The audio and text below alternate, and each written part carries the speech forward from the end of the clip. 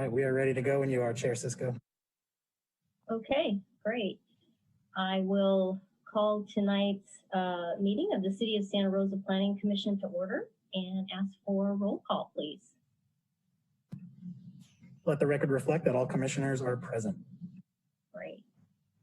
Okay. And I need to make this statement that due to the provisions of the Governor's Executive Orders N25-20 and N-29-20, which suspends certain requirements of the Brown Act and the order of the health officer of the County of Sonoma to shelter in place to minimize the spread of COVID-19, the Planning Commissioners will be conducting today's meeting in a virtual setting using Zoom webinar.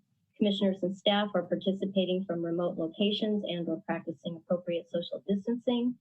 Members of the public may view and listen to the meeting as noted on the city's website and as noted on the agenda. And members of the public wishing to speak during item 4, public comment, or during our public hearing items will be able to do so by raising their hand and will be given the ability to address the commission.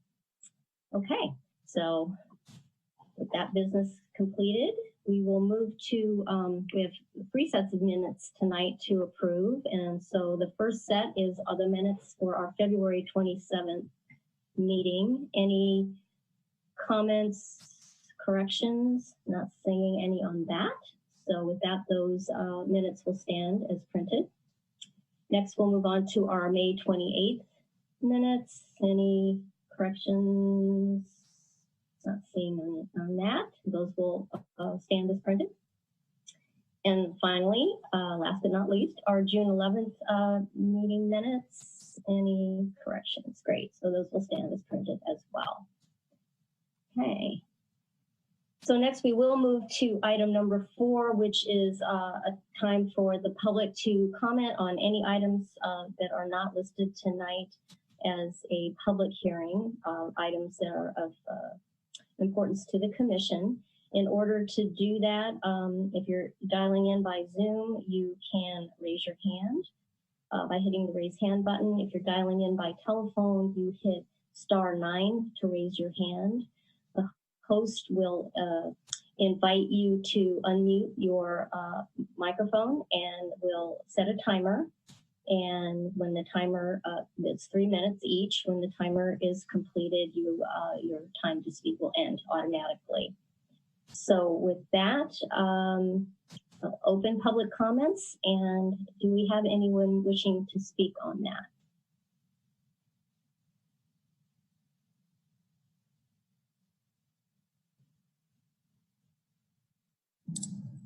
Chair Cisco, we're working on some technical issues right now. My apologies. Okay. We can live with that.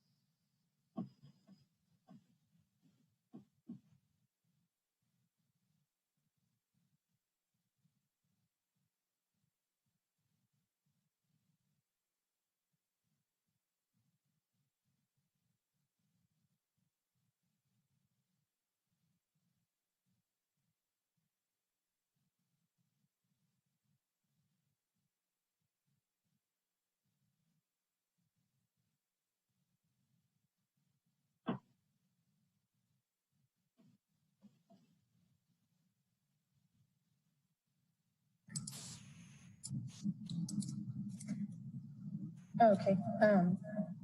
Chair Cisco, we have one hand raised. Cat Wags. Okay.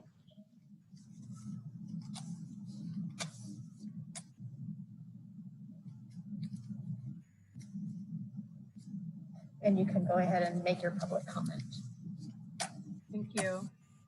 I'm a personal trainer and I have my own mobile fitness business. Due to COVID-19, I'm no longer able to conduct business in my clients' homes. So I applied for a permit to do personal training on my property where I have plenty of outdoor space for social distancing and also for off-street parking.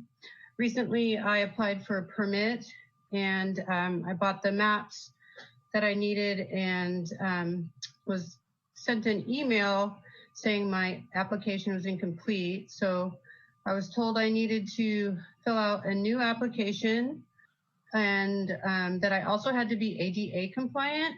So in order to do that, I was told I should hire an engineer, an ADA lawyer, and then pay the $2,600 fee for inspections. I was also told that I'd have to have an ADA compliant bathroom. And for me, that would be a big hardship because my house was built in 1947. So I may have to remodel my home in order to provide an ADA compliant bathroom at this time. But one of the things that I didn't understand was that I'm not allowed to let people in my home at all. So I'm wondering why I would need to do that at this time. I've seen a lot of concessions made for brick and mortar businesses, but there are people like me who don't have a storefront and need alternate ways to conduct business. And I'm sort of pleading with the panel to consider alternatives or even temporary permits so that we can continue to earn money and also maybe suspend some of the requirements since it's really hard to make money right now and to hire lawyers and engineers and people that would I would need to become compliant. So thank you very much for the opportunity to comment, and I'm not sure if you guys are able to respond, but I will probably email the planning department and just get some sort of response to my economic concerns and also maybe looking into a temporary permit while we're going through these very difficult times. Thank you. Thank you. I'll yield my time. Okay, great. Thank you. Uh-huh.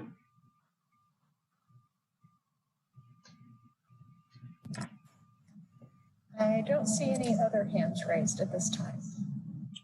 Okay, and then just to help Ms. Wags out, I'm sure members of the staff heard her issue and she sounds like she will be sending an email that could be dealt with, but is there someone from staff that might be able to contact her and help her with her issue? Hi, this is Claire Hartman, Deputy Director for Planning. The best way is to connect with a planner. Best way to do that is to go to our planning email. It's planning at srcity.org. So planning at srcity.org, and just identify yourself and we'll connect you with the planner. We'll walk you through it. Okay, great. Okay, so I'm going to go ahead and close the public comment period and move on to Planning Commissioner's report. Any reports tonight? No. Okay. Next, we'll move on to department reports. Okay, we are about to do a big report, so I will keep this brief. And maybe our team that will be presenting the study session today can make use of their sections to highlight specific websites so people can connect those topics with more information on their own. But so I'm just going to go through some key websites that, for the sake of people who are staying for the study session, things to where you can find information. So for emergency response information in terms of what the city is allowing, not allowing in compliance with the COVID county and state orders. We have the one-stop shop website, srcity.org/emergency. We've also been operating planning, engineering, and building with a virtual permit counter. So if you have interest in applying for applications, a good place to start is srcity/emergency/permit. Or like I said, you can email the counter planner to get oriented. It's planning@srcity.org. You might have heard about our Open and Out program and saw a lot of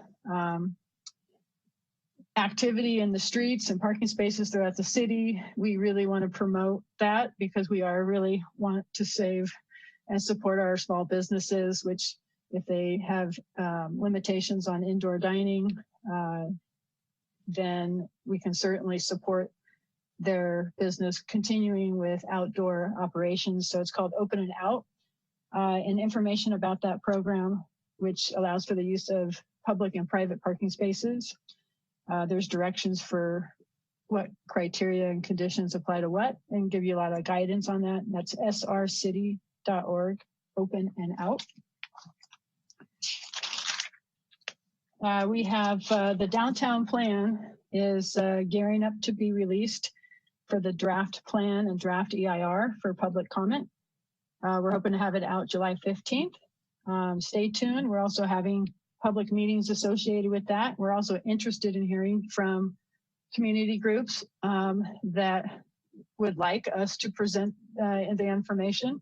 So please reach out to us. And the best place for information to review the plan and to reach out to staff working on it is www.plandowntownsr.com. And we are also, this is also part of our presentation, but the general plan update, we're out for community input on our community involvement strategy. And I believe that is SR 2050, srcity.org/SR 2050. And Andy will correct me if I'm wrong on that. And that's it. Thank you. Ms. Hartman, will the commissioners have the ability to get hard copies of the EIR for the downtown station area plan and the plan itself? I know some of us really rely on paper. So will we have the opportunity to get that? And if so, how would we get that in these weird times?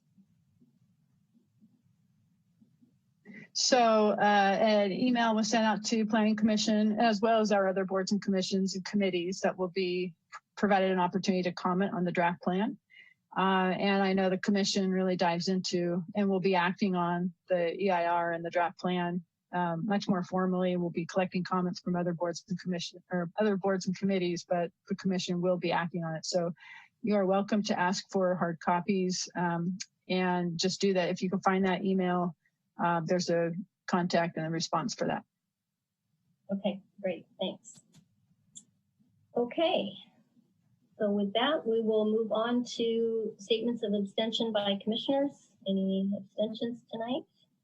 Not seeing any. Okay, we're gonna move on to our study session, which is studying the general plan annual review. It's a very long and comprehensive report. And we have a number of staff that will be doing presentations. I thought that probably our best way of getting through this in this setting would be to allow each presenter to do their slides, stop for a minute and see if the commission has questions about that particular section, and then move on to the next presenter so that we're not leaving and entering staff as much as possible. So, if that sounds good, the public will have an opportunity to speak at the end of our presentation and our questions. So, okay. With that, we will ask staff to begin their presentation. Okay, let's wait till we get some slides up. Sure.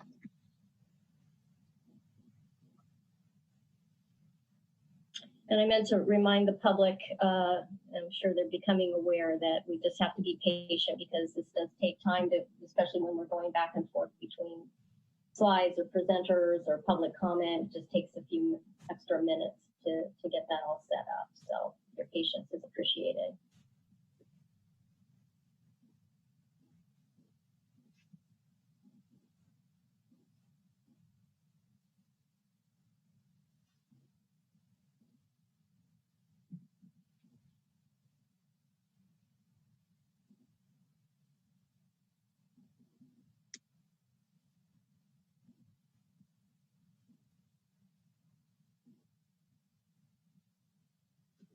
Okay, great. Can everyone see the slides?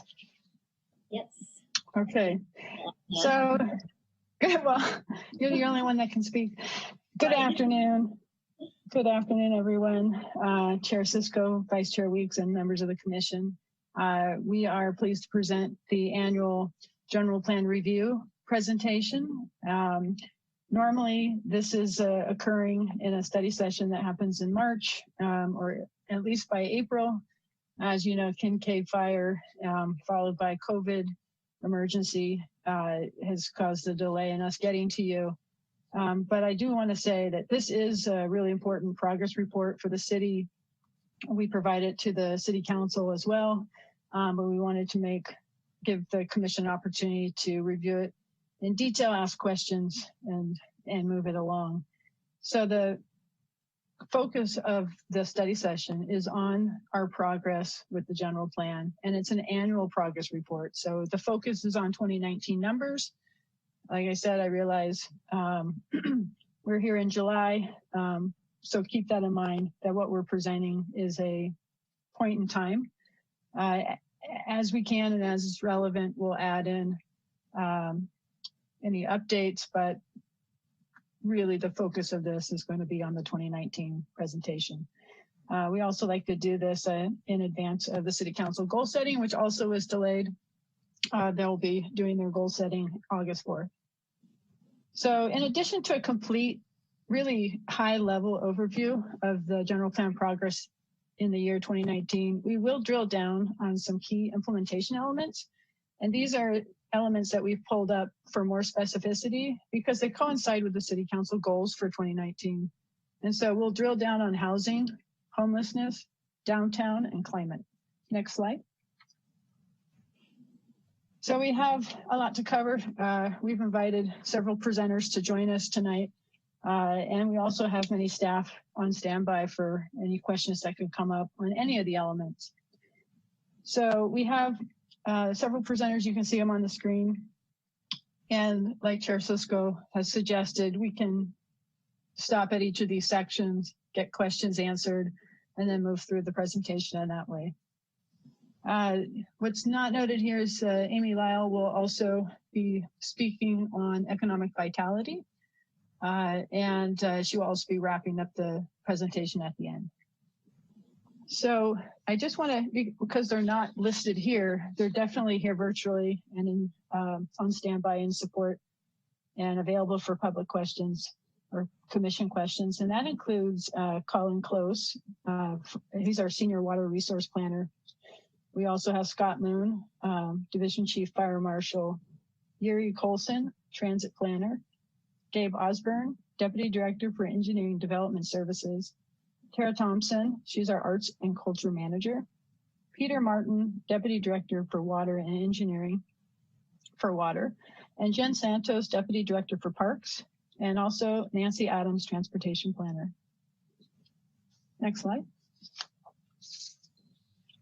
I guess next slide. All right, great.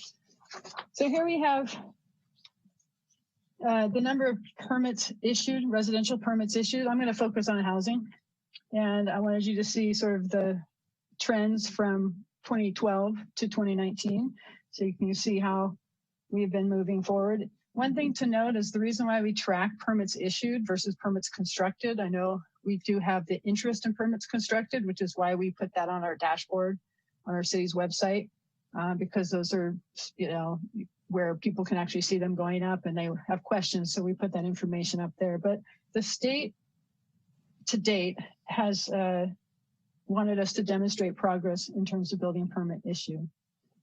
So building permits were issued for 447 residential units in 2019. And this is excluding replacement of housing within the fire rebuild area. So 50 of the building permits were issued for new accessory dwelling units. So that's great because we used to get 3 or 4. Now we were getting 50. In fact, the first couple of years of our new ordinance, we were getting 100. So definitely some progress on that. 232 permits were issued for single family dwellings, and that includes attached single family dwellings. And 165 represent multifamily dwellings. Next slide. So out of those 447 units, here's some projects that you might have seen moving forward. And so we have the 38 Degrees North apartment homes, Village Station subdivision. We've also had the Art House, Parkland Apartments, and subdivisions for single families have included Sandalwood, Sendero, and Village Station. Next slide. So this is how we're doing according to our state goals, state targets. So each housing element has a cycle of 8 years. We're halfway through.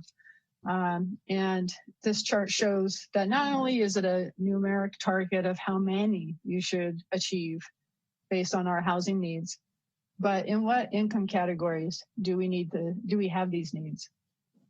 Well, you can see we haven't done quite well in terms of number.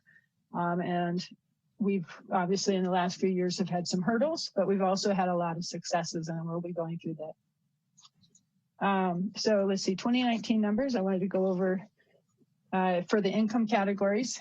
Oh, can you go to that one slide, slide 4? Yes, thanks. Sorry, slide 6. My eyesight's bad. Thank you. Yeah, stay here. Okay, so 2019, we did not issue any building permits in the extremely low category. While you can see that we have made progress in the 4-year period, it wasn't made last year. So we've only in that period achieved 48. We need 472 more. This is an example. Moving on to other categories, we achieved 6 in the very low category, 12 in the low, 50 in the moderate. The 50 in the moderate for 2019 does represent those accessory dwelling units. That is kind of where you get that. The other way you get moderate is condominiums at moderate, senior condominiums. We didn't have any of those in this cycle. And above moderate, we achieved 379 units. So that is what gave us the total of 447. And as you can see, we're deficient in all categories across the board. So next slide. So to catch up, if you will, we need to start developing about 1,000 units per year. And we realized this as we were doing a housing action plan. And that's what spurred so much energy around doing very creative and somewhat aggressive housing initiatives because we need to do so much more than allowing the market to just move along. We need to attract the market.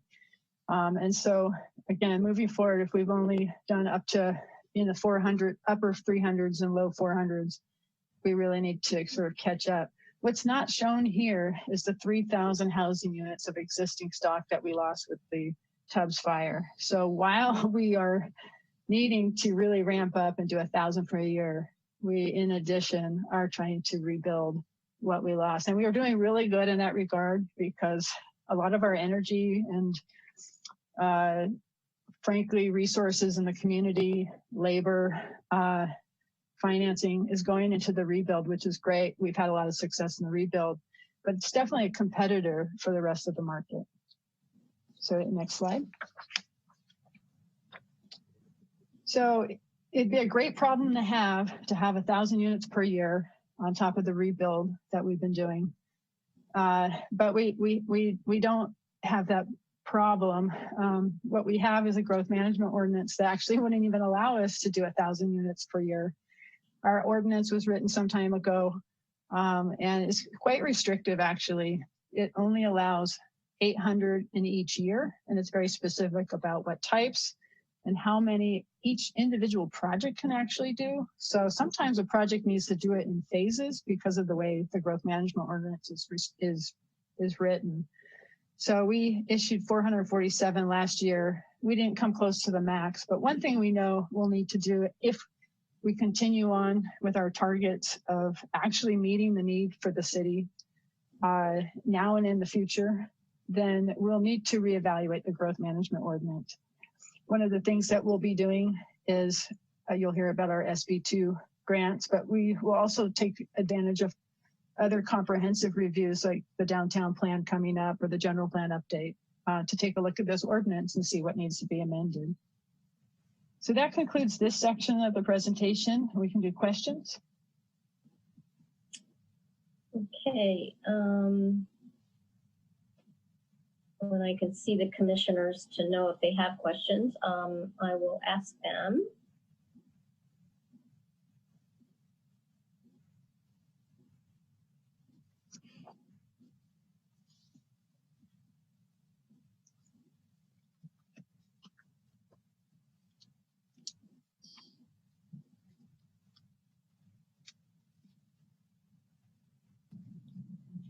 Hi, Chair Cisco. This is one of the hosts. Can you repeat what we're working on right now? I was hoping to get back to the gallery of the commissioners so I can see if anyone has questions. If that's possible. There we go. Okay, good. Vice Chair Weeks. Claire, how does the ABAG numbers, the Regional Housing Needs Assessment, and the growth management numbers intersect?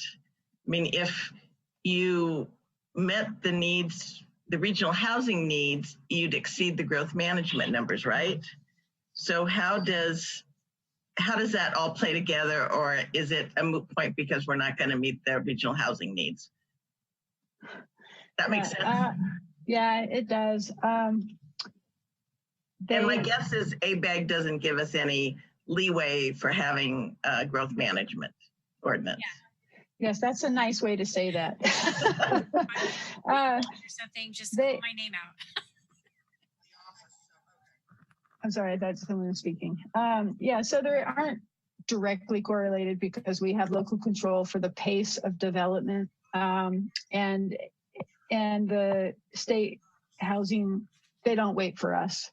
We need to amend our ordinance, and actually we know we've needed to amend our growth management ordinance. We just haven't had the problem of maxing out. So it does need to get addressed, even with our current RENA numbers. I think I saw someone else waving their hand. Yeah, Commissioner Collier. Hi, Claire and everyone. My question is, in the 50 moderate building permits in 2019, do those include deed restricted ADUs? And if so, how many were deed restricted ADUs? Short answer is all 50 are those accessory dwelling units. I'm not aware that we had any that were deed restricted ADUs in the 2019 cycle. Okay, and then another quick question is, when was the growth management ordinance created? Do you know? Good question. I don't have that at my fingertips. Okay. That's all. Ms. Nicholson is one of our support team. She says 1992. Oh, thanks. Been a while. Any other questions right now? Yeah, Commissioner Duggan. Hi, Claire. It's probably, I know that these numbers are 2019, but we did all the work around trying to encourage more building to go forward before this pandemic hit. How did the first couple of months of 2020 look? Did it look like we were moving in the right direction? Did we have interest in more building? Yeah, there was a little softening of the market that we were watching. Things were heating up, and then I think there was some cautiousness. What we did see a lot of, and we continue to, is there's a huge market for affordable housing. So really those, if the funding stays in place, which let's all cross our fingers that it stays in place, because there was a big pent-up demand and a lot of developers rallied and even partnered with affordable housing developers to make these things happen and pencil out. So we are still seeing that that's kind of where the market is headed in terms of a development market. Market rate housing has been competing with our rebuild, frankly. And then once that's more resolved, then I think they'll open up and be available, the financing and the labor to support our citywide efforts. Commissioner Collier. Sorry, I forgot one question. Do they ever change or reassess the RHNA goals within the time frame, like to take into account like whether it's an economic cycle or a pandemic? Do you know if it's a possibility to reassess RHNA goals before 2023? Yeah, well, actually, we're working on a reassessment now for the next cycle, and just even calculating what it is. There's a lot that goes with that. It's quite comprehensive. And I'll be reporting on that in the next couple of weeks, the progress of our new RHNA numbers and how that's developing, what it looks like for Santa Rosa and Sonoma County, and what the criteria will be in terms of our allocation. Great. Any other questions on this section before we move on to Ms. Kuykendall? Okay, great. I think we can go on to our next section. So yeah, our next speaker is Kelly Kuykendall, and she's going to go over homelessness solutions. Good afternoon, Chair Cisco and members of the Commission. I'll wait until the slides are pulled up.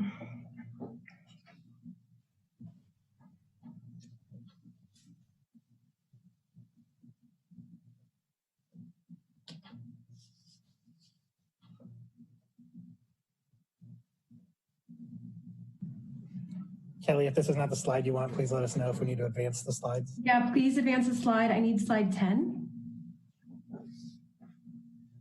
Thank you. So I'll be taking the next couple of slides and highlighting city-sponsored programs and 2019 program outcomes. In this slide, you'll see 5 key program areas that the city supports. The first area is day services, and this is at the Homeless Service Center. This program, and many in this slide, are operated by Catholic Charities, our primary partner in addressing homelessness in Santa Rosa. So the Homeless Service Center provides daytime support for persons experiencing homelessness. This includes showers, laundry, telephone, mail service, referrals, and shelter intake. It's also the home base for the Homeless Outreach Services team, which I'll talk a little bit more about in just a couple minutes. In terms of housing-focused emergency shelter, the city owns the Sam Jones Hall shelter and provides funding also for the Family Support Center. Both of these facilities are operated by Catholic Charities. They provide 24/7 year-round emergency shelter for families and individuals with basic services plus case management and financial resources to overcome homelessness. Sam Jones Hall provides up to 213 beds for single adults.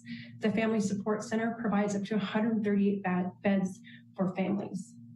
In terms of street outreach and encampment resolution, we have the Homeless Outreach Services team operated by Catholic Charities, and they're our lead team that we work with in addressing encampments.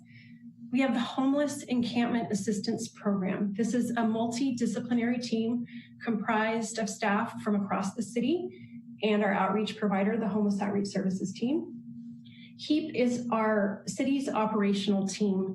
It's boots on the ground, and we're organized around resolving encampments, reducing impact on the community as a result of encampments, and connecting individuals experiencing homelessness and living in encampments with necessary services. In terms of, I also want to mention the Homeless Action Team. That's the policy team, and that's comprised of department heads that provide direction to the HEAP team, which I just mentioned. Moving on to housing support, we have the Housing First Fund. This is administered by the host program, and this provides rental assistance, including financial resources to assist with move-in expenses, security deposits, and rental payments, plus funding to incentivize landlords to rent to persons experiencing homelessness. So programs in this housing support category are really geared at moving people from homelessness into housing. Let me back up one sec. And under street outreach and encampment resolution, just want to emphasize there that these programs are geared towards meeting people where they're at on the streets and in encampments. So back to housing support, we also have the HCA Family Fund. That program is operated by Community Action Partnership of Sonoma County and helps people with security deposits and short-term rental assistance. In terms of, we have other support through our Section 8 Housing Choice Voucher Program and the Santa Rosa Housing Trust Affordable Housing Program, which Megan Bassinger will be talking about in further detail in the next set of slides. These two programs are administered by the Housing Authority. They really are standalone programs, however, they bolster the city's homeless efforts.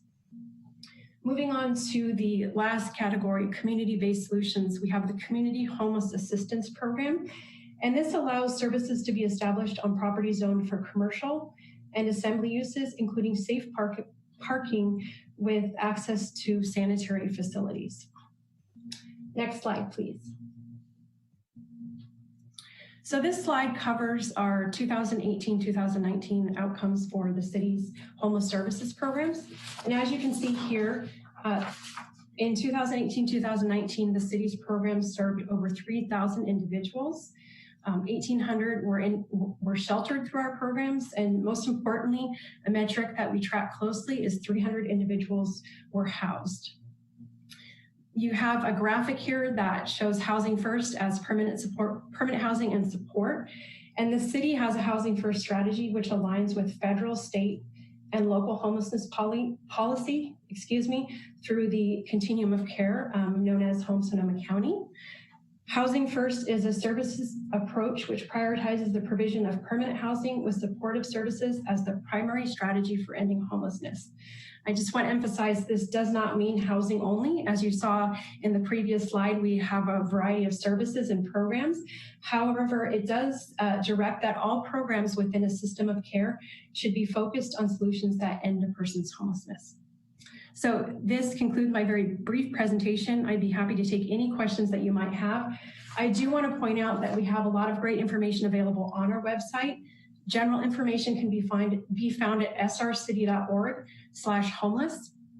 For current information on the city's efforts, specifically around homelessness during COVID-19, I would refer you to srcity.org/COVID-19 homeless support. And on Tuesday evening, Director Dave Gwine and I gave a very comprehensive overview via a study session to the City Council. I encourage the Commission, if they're interested, or members of the public to listen to that study session. Thank you. Great, thank you. Questions, Commissioners, on this section? Okay, great. So with that, we'll go ahead and move on to Ms. Basinger. When she's up and ready. All right, good afternoon. Wait for the slides to come up. If you could advance it to the next slide, please. All right, good afternoon, Chair Cisco and members of the Commission. I'm Megan Bassinger, Housing and Community Services Manager, and specifically I oversee the Santa Rosa Housing Trust, which is the city's affordable housing lending component. Next slide, please. One of the many roles of the Santa Rosa Housing Trust is the implementation of the Inclusionary Housing Ordinance. This ordinance was adopted in 1992 and was revised in 2012 and most recently in 2019. And Amy Nichols will provide more detail later in the presentation on the updates to the ordinance. One of the key components of the ordinance is the in lieu housing fee. In 2019, we collected $2.8 million. These funds are then used by the Santa Rosa Housing Trust through a notice of funding availability on an annual basis, and they're coupled with other resources that include our federal funds, as well as principal and interest from repaid housing loans. So oftentimes we lend out more than the fees that are collected. These fees, specifically the inclusionary housing fees, have yielded over 1,500 units within the city of Santa Rosa. And at the time we prepared this presentation, we had 65 units that were working on obtaining their building permits. And those were for Dutton Flats and Hearn Veterans Housing, which I will get to. Next slide, please. As you can see here, we provide a notice of funding availability. In 2019, we changed our timeline in order to assist projects in applying for tax credits, which is a key component to affordable housing funding. And we were able to provide Dutton Flats, which is currently under construction at the corner of West 3rd and Dutton Avenue, with $3.1 million. And with the city's or housing authority's financial commitment, they were able to secure highly competitive 9% tax credits. Other projects that we were able to assist in 2019 were the Boyd Street Apartments. This is 46 units at 811 Boyd Street. They are preparing to begin construction this August. And then Hearn Veterans Village, which I mentioned on the previous slide. And this is an expansion of an existing veterans facility in Southwest Santa Rosa that would provide housing to extremely low and very low income veterans. Next slide, please. So this is a summary of our affordable housing pipeline at the end of 2019. In 19, we were able to complete the last 3 units of the Harris Village ownership project, and this was a 4-unit development that Habitat for Humanity constructed. At that time, we had 38 Degrees North under construction, and Claire highlighted this in the beginning of the presentation. It featured 12 units that applied for building permit or were issued building permits in 2019 under the density bonus program. And then we also had a wide variety of units that were in permit review, were beginning their pre-development process, or were just concepts and we're working with the housing authority to proceed with our project. And so as you can see, Dutton Flats that I mentioned that is currently under construction, Lantana, which is a 48-unit ownership project from Burbank Housing, Boyd Street Apartments, which will be beginning construction soon. And then other projects which may be familiar to the commission are Roseland Village, which was recently awarded extremely competitive funds from the state and hopefully will be breaking ground in the near future. Caritas Village, which you're very familiar with. This is the Catholic charity site at A Street by the mall. Hearn Veterans Village that I had just mentioned. And then some of the concepts that are currently advancing in 2020 are 3575 Mendocino, which is also known as Journey's End, the Bennett Valley Senior Center redevelopment concept, and the City Council awarded an exclusive negotiating agreement with a developer. So we are proceeding with concept on advancing that as an affordable housing project. The Cannery at Railroad Square, which is a project that has been in the city's portfolio for over 10 years, and we are very hopeful we'll be able to get this to construction as an affordable housing project in the near future, and did provide assistance to it in 2020. Linda Tuna Senior Apartments, which is in Rankin Valley, and this is the reuse of an existing facility. And then One Calistoga Road, which is a project from Mid-Penn Development, which we hope to see under construction in either late 2020 or 2021. Next slide, please. So here's a summary of the Housing Authority's assets. The Santa Rosa Housing Trust, as I mentioned, at the end of 2019 had the 12 units through 38 Degrees North under construction. We had a variety of units that I just went through in various stages of permitting and pre-development. And then a very important feature of the trust is our loan portfolio. So every project that we provide financial assistance to is secured through a deed of trust in a regulatory agreement that is recorded against the property. And some of our older agreements are only for 30 years, but our new agreements are for 55, which provides long-term affordability. And as long as our funds are in there, we're able to help ensure the affordability for the project. So that's over 4,500 units, and we provide affordable compliance to make sure that the households that are occupying those units meet the income requirements. Some units are subject to age restriction, so we also conduct that compliance on various developments. And then, as Kelly mentioned, the Department of Housing and Community Services also administers the Housing Choice Voucher Program from the U.S. Department of Housing and Urban Development. And this is tenant-based assistance known as Section 8, and then also HUD-VASH, which is Veterans Housing Vouchers. So altogether, that's about 1,900 housing choice vouchers, and then there's a waiting list of about approximately 2,900 households for those units or those vouchers. Next slide, please. That concludes my presentation. I'd be happy to answer any questions. Great. Any questions of Ms. Banger? Yes, Mr. Kaya. Do you happen to know how many, what the waiting list is for specifically for HUD-VASH compared to tenant-based vouchers? Unfortunately, I don't have that information, but we can certainly get back to you with that. That'd be great. Thank you. Vice Chair Weeks. Vice Chair Weeks, you have a question? Yes, I do. Megan, can you talk a little bit about the Article 34 allocation and maybe explain what it is and how many units are left? Certainly. So similar to Claire's information she provided about growth management, the city is also subject to Article 34 of the state constitution. And this restricts the number of low-income units that can be constructed within a year in the city of Santa Rosa. And this was put before the voters in the early 2000s. So we can allocate 1% of our housing stock each year to affordable housing. So for the year 2020, that is 689 units. In 2019, it was 689 units and 108 were allocated. And that was to Hearns Veterans Village, to Boyd Street Apartments, and then to Dutton Flats.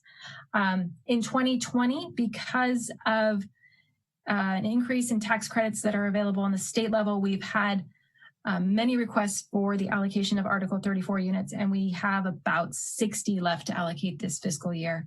So it's something we need to closely monitor as we advance through the year. Do you have any other questions on Article 34?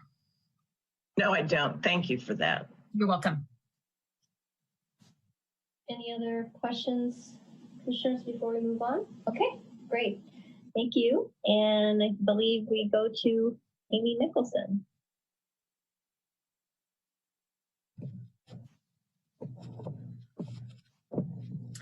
Thank you, and good afternoon, Chair Cisco, Vice Chair Weeks, and members of the Planning Commission. I'm going to walk through some developments regarding housing laws and practices, some of which are city initiated and others that are state mandated. And each of these initiatives is directed at increasing the city's housing supply at all income levels. Next slide, please. One of the more notable changes to housing law and practices experienced over the last few years, but especially 2019, was the introduction of 2 state bills which require a by right housing process for specified residential projects. 2 bills, one which went into effect in 2018 and one in 2019, were written to address the statewide housing shortage. And these bills outline a number of requirements for qualifying residential projects, which must include a percentage of deed-restricted affordable units or deed-restricted affordable supportive housing units with on-site services. We've created a web page which includes several resources for these types of projects, including application materials, eligibility requirements, and frequently asked questions. This by right housing webpage also displays projects which have been either approved or under review by the city. And we didn't receive any applications in 2019, but we have received several in 2020, and the bulk of 2019 was spent preparing for these types of applications. These 2 state bills mandate timeframes for city staff to determine if a project is eligible and also for action to be taken. So for example, a project that includes 150 or fewer units only has 90 days to be reviewed and either approved or denied by the city. As the name of the slide implies, no discretionary review is allowed for these types of housing projects. So that means all these projects are reviewed against existing objective standards, and no judgment can be used by staff or review authorities. Because these projects are by right as well, they are not subject to the California Environmental Quality Act. As the commission will likely remember, planning staff did develop a set of objective design standards in late 2019, and that was to prepare for these types of projects to ensure that they would be consistent with our goal for superior design in line with our design guidelines. Next slide, please.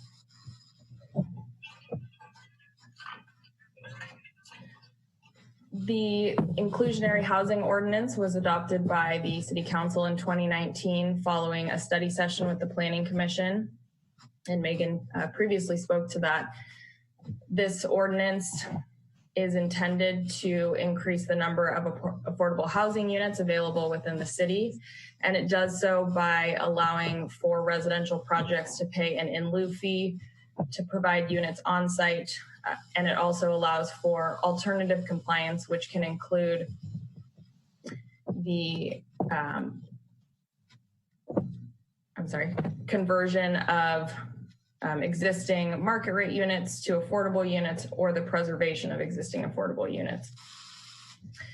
Some significant changes to this ordinance that was adopted last year includes the affordability period being extended from 35 years to 55 years, and also the percentages of affordable units relative to the overall unit count was adjusted based on feasibility. Another big change was the addition of the commercial linkage fee. So this requires certain businesses, including hotels, services, and light industrial uses, to pay a per square foot fee. And this money goes into the affordable housing fund that Megan was speaking about earlier. There are some specified exemptions from the commercial linkage fee for childcare facilities, public institutional facilities, community care facilities, and also churches. Next slide, please. The density bonus ordinance update was also adopted in 2019 by the City Council following a recommendation of approval by the Planning Commission. And this ordinance update included some state required changes, but it also included an optional supplemental density bonus option. And this supplemental density bonus can be achieved within our downtown and North Station area priority development areas. Depending on the location of the project site, a project can qualify for up to a 100% density bonus. We did have a project approved in 2019, which utilized this supplemental density bonus option. It's called Santa Rosa Housing First, and this was a 54 multifamily supportive housing project that's located on College Avenue on the northern edge of downtown. Next slide, please. In 2019, the state created what's called the Planning Grants Program, and this was funded by Senate Bill 2. This money was doled out to all California jurisdictions for any initiative that would either incentivize or accelerate the production of housing. So Santa Rosa received $310,000 in grant money, and we applied for 3 different planning initiatives, and I'll briefly describe each of them. Missing middle housing is one of the initiatives, and this is a by right process for multi-unit or cluster housing, which is designed to be compatible in scale with detached single-family homes. And this is achieved through what are called form-based design standards. So the actual height and width and depth of buildings is put into code so that the new construction is very similar to the surrounding properties. there are specified sites that would be able to qualify for this missing middle housing initiative. And those are sites that are within our priority development areas and have either a medium low or medium density land use designation. These sites also must be within a quarter-mile walking distance to transit. And so based on a mapping inquiry, we found that there would be about 80 acres of undeveloped parcels available for this initiative and 600 acres of developed parcels. And there's some examples of the different types of missing middle housing that is common listed on the slide here. Work on this initiative is anticipated to commence later this year. We are currently in the process of drafting the request for proposal. Next slide, please.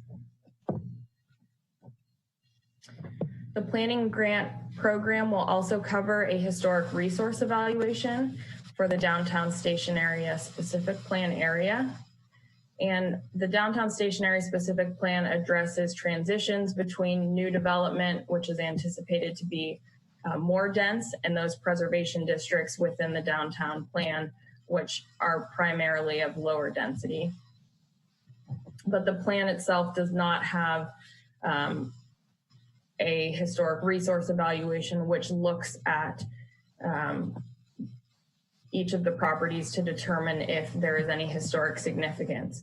Our downtown has about 600 age eligible properties, which is a term which means that the property is about 45 years, or the building is 45 years old. And that means that it could potentially be a historic resource under CEQA. So this resource evaluation will determine if any of those properties that are meet that age criteria are significant, and this will help allow for CEQA streamlining for projects that are consistent with the new downtown station area specific plan. Next slide, please. And finally, the planning grant program will cover a growth management initiative, and Claire spoke about this earlier. This initiative will allow us to evaluate the existing growth management ordinance and general plan element, which, as Claire mentioned earlier, was adopted back in 1992. And as we've discussed, these policies limit allotments for both single family and multifamily units per developer per year. And we found that this is at tension, especially with our priority development areas. So at the end of the research process, the ordinance and general plan element would likely be amended or eliminated to allow for residential development that is consistent with our state, regional, and local housing goals and plans. Next slide, please. This graph shows the increase in accessory dwelling unit applications over the last 10 years, and you can see it's trending upward. ADUs are a very important housing type as they provide more affordable units because they are limited in size. They also allow for things like aging in place and caregiving. The blue bars on this graph indicate ADU applications that were received citywide outside of the rebuild area, and then the orange bars show ADU applications specifically in the rebuild area. The call-out boxes on the graph indicate when changes were made to the city's ADU ordinance or when state law changed. And so we see in 2017 that there's an increase, again in 2018, likely large in part to these changes to state and local law. And as much of the commission probably knows, there were a number of changes to ADU laws last year. The city's ADU ordinance was updated early this year. It went to council as an urgency ordinance. We do expect that ADU applications will continue to increase, in the next several years because of these more flexible standards and requirements. This year has been a little bit interesting due to COVID, and a lot of people were not able to submit, those numbers are not necessarily reflecting those changes, but I do have them with me and I'm happy to share them. I believe it's 44. I'm sorry, I was struggling to find it. So we've received 44 ADU applications in 2020 so far. And that concludes my presentation. I'm happy to answer any questions. Okay, thank you, Ms. Nicholson. It's really good to hear your voice. Any questions from commissions on this section? I just want to say it's really exciting to see the results of the changes in the ADU laws and to see that we're actually, seeing that increase. It's really positive and exciting. So next is Amy Lyle. Yes, thank you so much. Good afternoon, almost evening. Chair Cisco, Vice Chair Weeks, and members of the commission. So the next two sections are on economic vitality and the downtown specific plan. So if it's okay with you, they're pretty intertwined. I'm going to run through both and then pause for questions at that point. Okay, sounds good. Thanks. Next slide, please. So this graph shows a breakdown of the number of businesses per jurisdiction.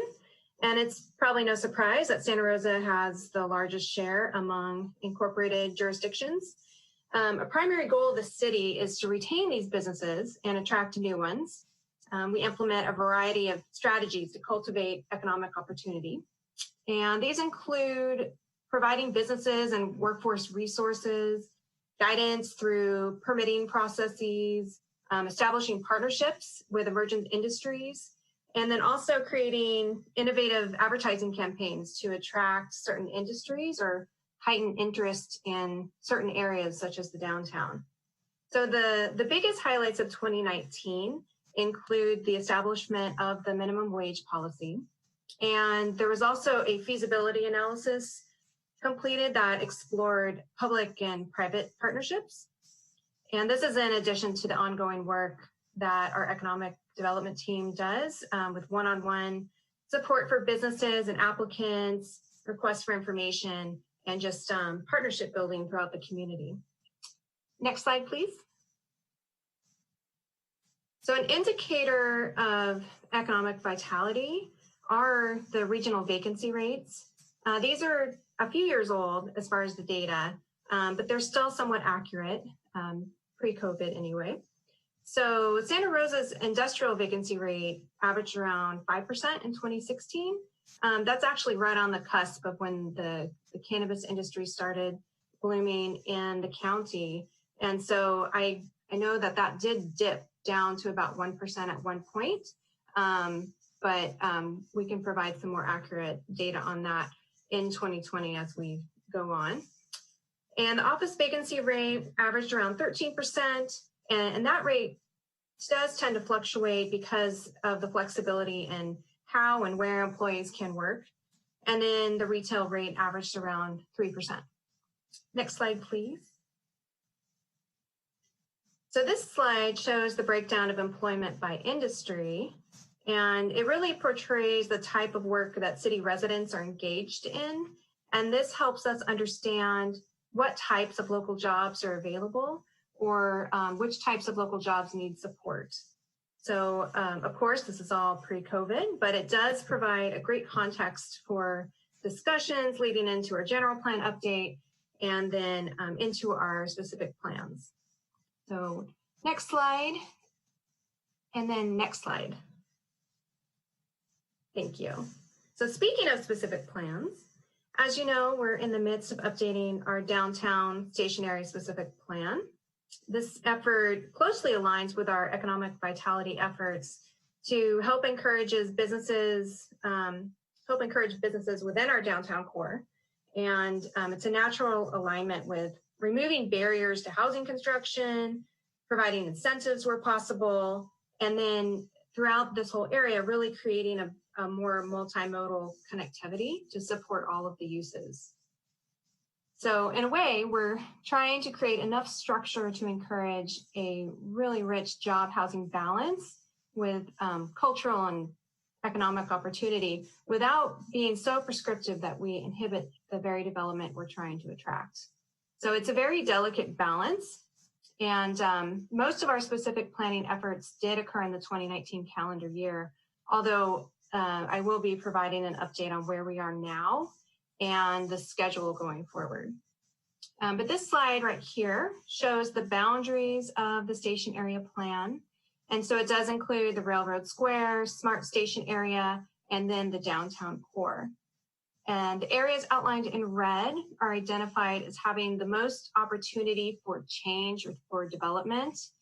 And the plan will further identify specific catalyst sites, both private and city-owned, where it's envisioned that those specific sites can help spur additional development in the plan area.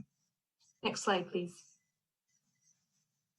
So the plan was initiated in late 2018 with the bulk of the outreach and public meetings occurring in 2019.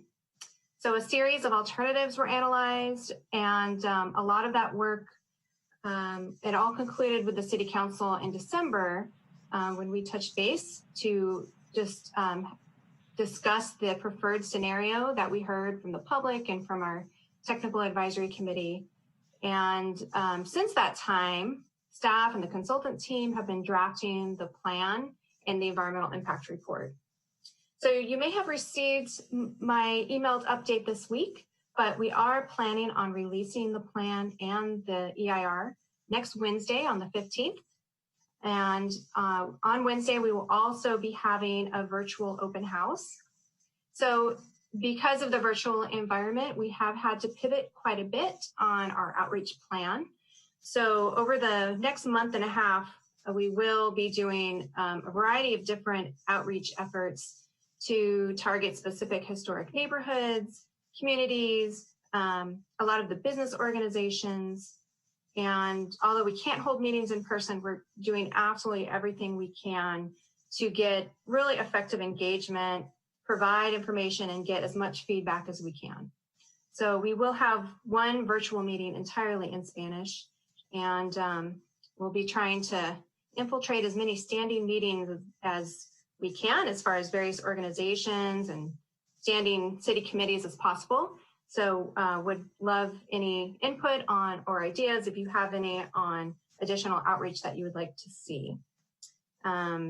With that, I will note as far as the schedule, the date is wrong on this slide. It was provided a month or so ago, but we are planning to come to your commission on August 13th for a public hearing and your review on the draft environmental impact report. And I'll also provide an overview of the plan itself.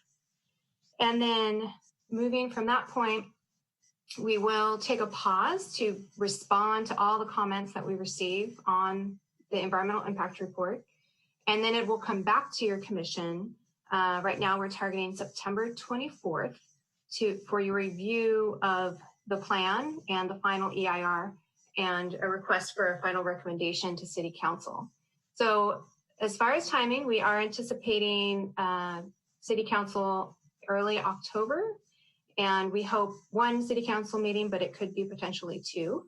And then the package that will become before you does include the implementing zoning ordinance. So once this is adopted, it can really take flight 30 days after. Next slide, please. And with that, I'll turn it over to the lovely Sherry Meads.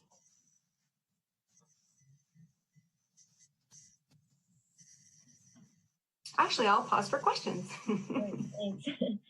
Thank you, Ms. Lyle. Questions from commissions? Vice Chair Weeks. Can you talk a little bit about the business improvement areas in Railroad Square and downtown, and how those have helped with economic vitality section, or is it too early to tell if there's been any benefit from those? Let's see, I'm not sure I can answer that question as well as Raisa could, but Claire, would you be able to help with that one? This is Tara Thompson. I can chime in if you'd like.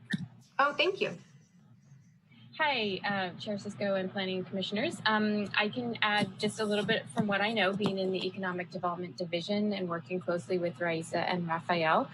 The Downtown Action Organization, the Community Benefit District in the downtown around Courthouse Square, I believe has made some strides towards adding to the economic vitality of downtown, in that they have received certain allocations from the assessments and have put that towards beautification projects, security, the Street Plus team, and other outreach to businesses. Currently, they are a major partner in what we're doing with the Open and Out program. When it relates to the actual street closure on 4th and working with businesses with their parklet and other outdoor dining needs.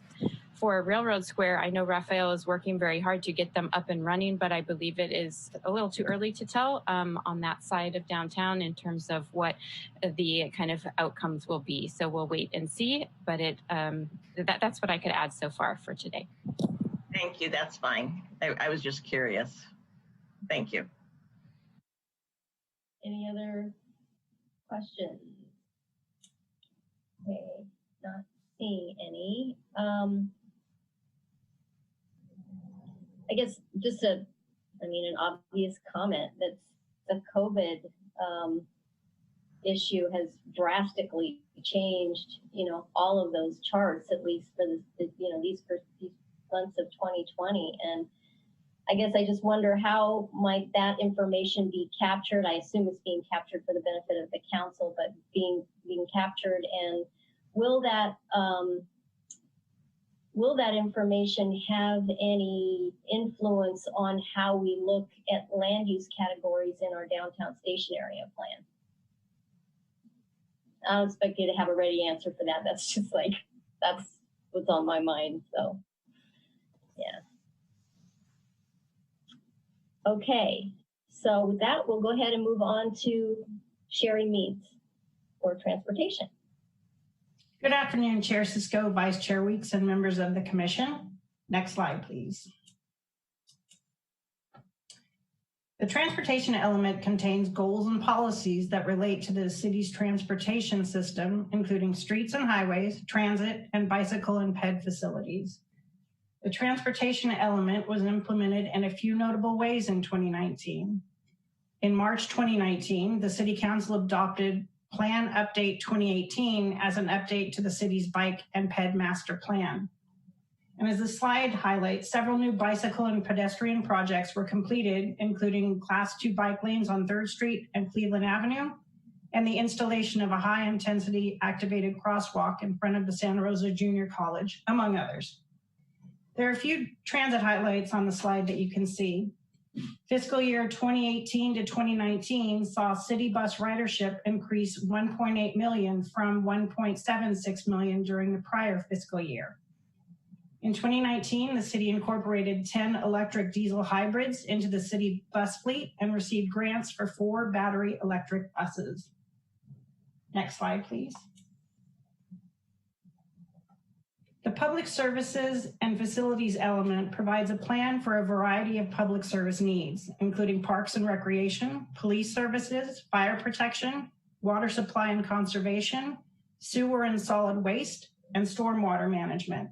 Highlights for each will be provided over the next few slides. Santa Rosa's park acreage includes approximately 1,036 acres of traditional parkland, open space, civic sites, plazas, and a golf course. In 2019, Council approved the Parks for All Measure M expenditure plan after voter approval of the tax measure.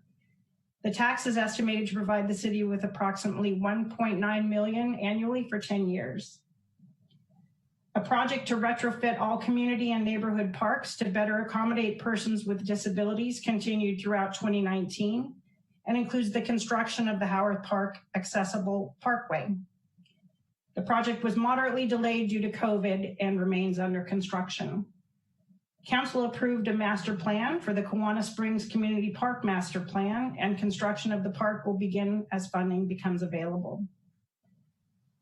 A master plan for the Coffee Neighborhood Park was approved and construction began in November 2019, While park construction was delayed approximately a month due to COVID-related public health orders, completion is anticipated, barring any unforeseen issues, in late September of this year. The Place to Play master plan was amended in 2019 to identify and update existing park amenities and include a new emergency groundwater well and pump station. The construction of the water pump station began in June of this year. Next slide, please. The general plan calls for expedient police and fire responses to emergency calls. The police department were the responders for 58,175 calls for service in 2019. They received many more calls than that, but these are the ones that they actually had to go out to that were ranked as one, either a priority 1, a priority 2, or a priority 3 call. Several questions were received from a commissioner, which I will try to answer here. There was a question about whether the beat assignment officers are permanent or rotating. And the Santa Rosa police officers are able to stay on the same shift and beat for 1 year. Officers can stay in the same beat, but move to another shift at rotations for as long as they choose. Next slide, please. Oh, wait, no, I need to talk about fire. The fire department responded to 28,666 calls for service in 2019, which is a little bit more than 2.5% increase from 2018. Of the 28,666 calls, 18,091, which is 63.1%, were emergency medical incidents. The 492 fire incidents last year resulted in $4,639,406 of fire loss. Next slide, please. General plan policy requires the city to ensure that an adequate supply of water is available to serve existing and future needs of the city. The city of Santa Rosa's highest recorded water use was 24,000 acre feet in 2004, compared to last year when 17,832 acre feet of water were used. We can attribute some of that to the city's robust water use efficiency programs, including upgrading approximately 50,000 toilets with ultra low flow and high efficiency models, and replacing over 3.5 million square feet of high water use turf landscapes with low water use landscapes. The water department staff continues to install advanced metering infrastructure that helps to provide hourly tracking of water use and provide early leak detection. The city's water supply is adequate to meet the city's demands through 2040, and the Laguna treatment plant provides sufficient wastewater treatment capacity. A question was received from one of the commissioners about water reclaimed from sewage treatment.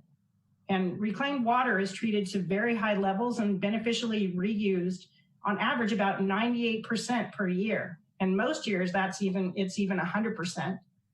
Recycled water is sold to farmers to irrigate pastures and crops, and to about 30 urban customers to irrigate landscapes, parks and ball fields, median strips, and most is sent to the geysers, where it is injected deep below ground to recharge naturally occurring steam fields, which then generate clean energy. In fact, it's almost enough for 100,000 households per year. Next slide, please. The open space and conservation element presents a discussion of open space and natural resource conservation efforts undertaken by the city. As noted on the slide, the city continued to operate its very successful creek stewardship program in partnership with Sonoma Water.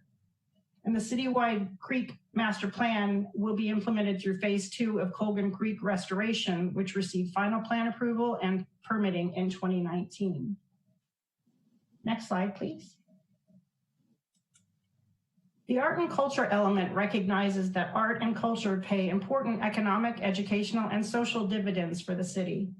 Pictures on the slide illustrate 2019 public art program highlights that are either underway or that have been produced.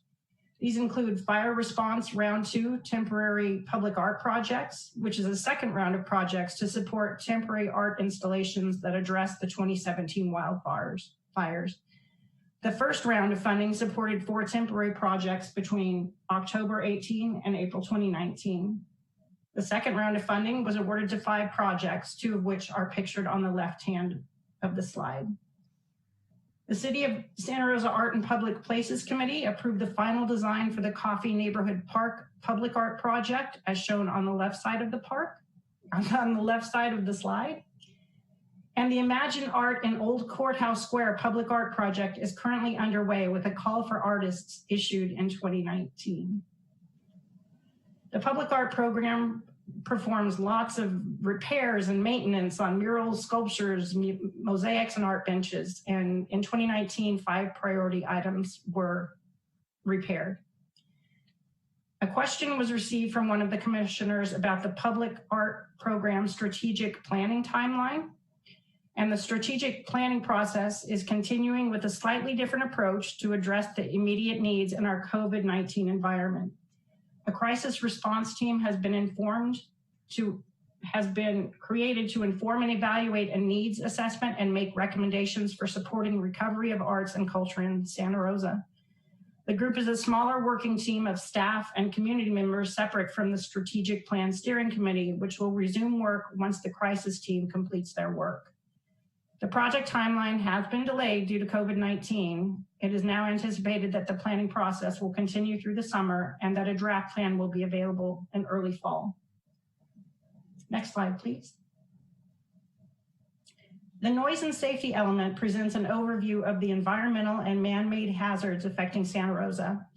A few of the hazard mitigation highlights are shown on the slide and include: the city received grant funding in 2019 to examine local groundwater contamination sites, conduct sampling, and study the feasibility of various groundwater cleanup and protection measures in the vicinity of its freeway well.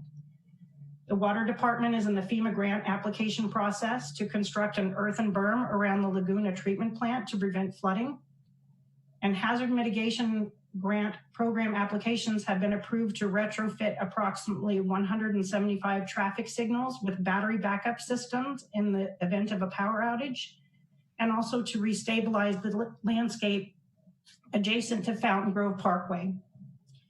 In 2019, the City of Santa Rosa Fire Department began the process of developing a community wildfire protection plan for the city's wildland urban interface areas.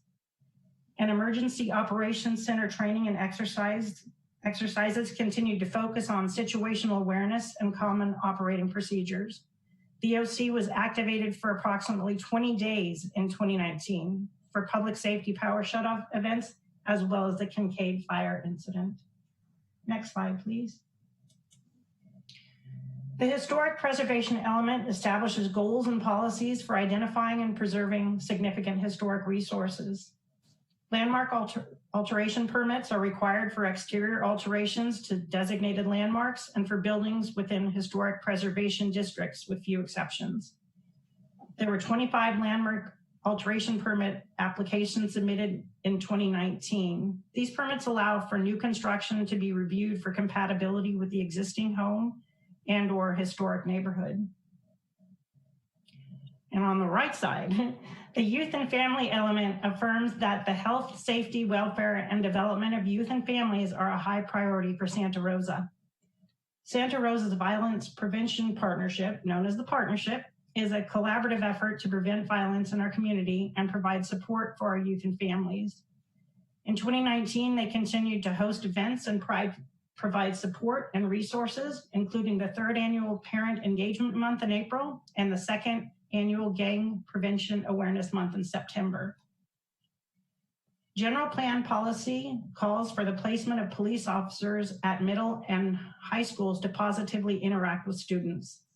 In 2019, the police department had 5 school resource officers, each assigned to a specific high school and feeder middle school for a period of 4 years. The SROs rotate to assist with the Roseland Unified School District and continuation schools. SROs participate in a variety of student-related community activities in 2019, including career days, cyberbullying, prevention education, presenting the dangers of drugs and gangs, and reading to elementary students. Next slide, please. The city's climate action plan was adopted in 2012 in recognition that climate change poses a threat to Santa Rosa and the larger environment. The Climate Action Plan provides specific measures regarding how the city plans to reduce greenhouse gas emissions in Santa Rosa. The plan includes measures to reduce emissions 25% below 1990 levels by 2020, this year.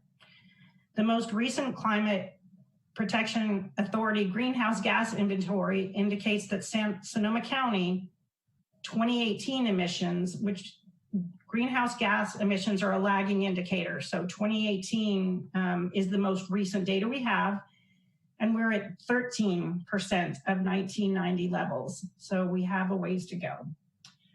In February 2019, the council identified implementation of the Climate Action Plan as a Tier 1 priority and recommended formation of the Climate Action Subcommittee.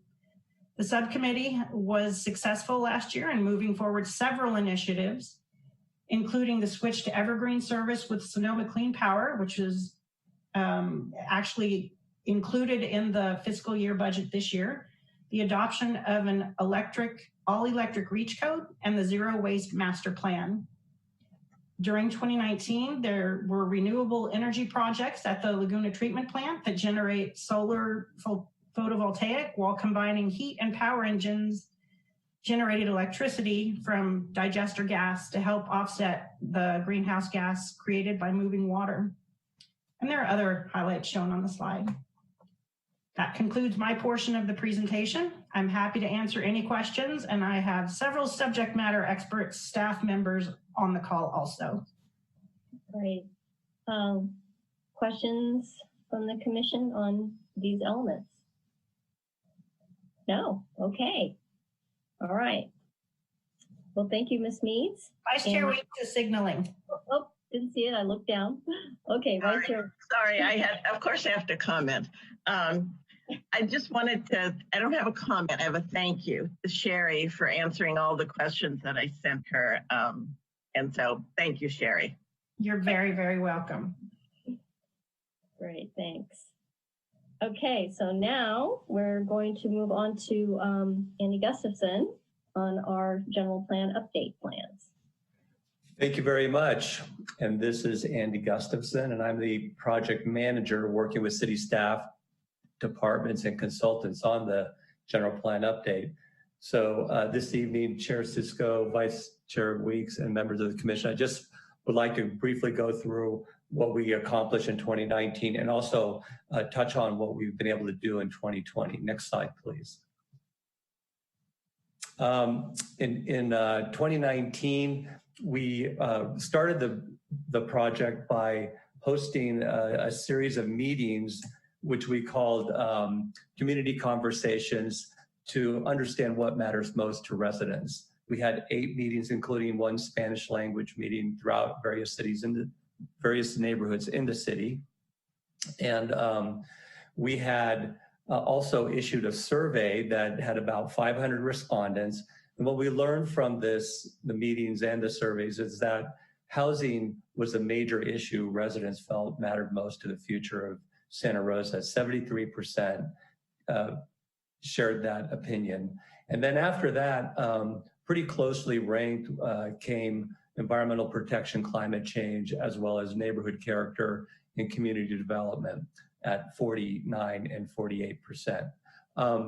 So these 3 topics or concerns really kind of gave us a picture on what we thought might be issues that we need to pay close attention to, but not solely focus the attention of the general plan update. These meetings also provided an opportunity for us to reach out and inform people about the scope of the general plan, the necessity that it needs to address a number of other very important issues, including circulation and public safety and all the things that you've been hearing tonight during this general plan annual update. Next slide, please. The result of the general plan, the result of these meetings was really to provide us information that we could bring to council, and I believe also to the commission, that a general plan update was very much needed and that it needed to be comprehensive in scope. So based on the money that's accrued in the advanced plan fund over the years through the collection of building permit fees, we were able to allocate or request from council $2.5 million towards the preparation of a comprehensive general plan update.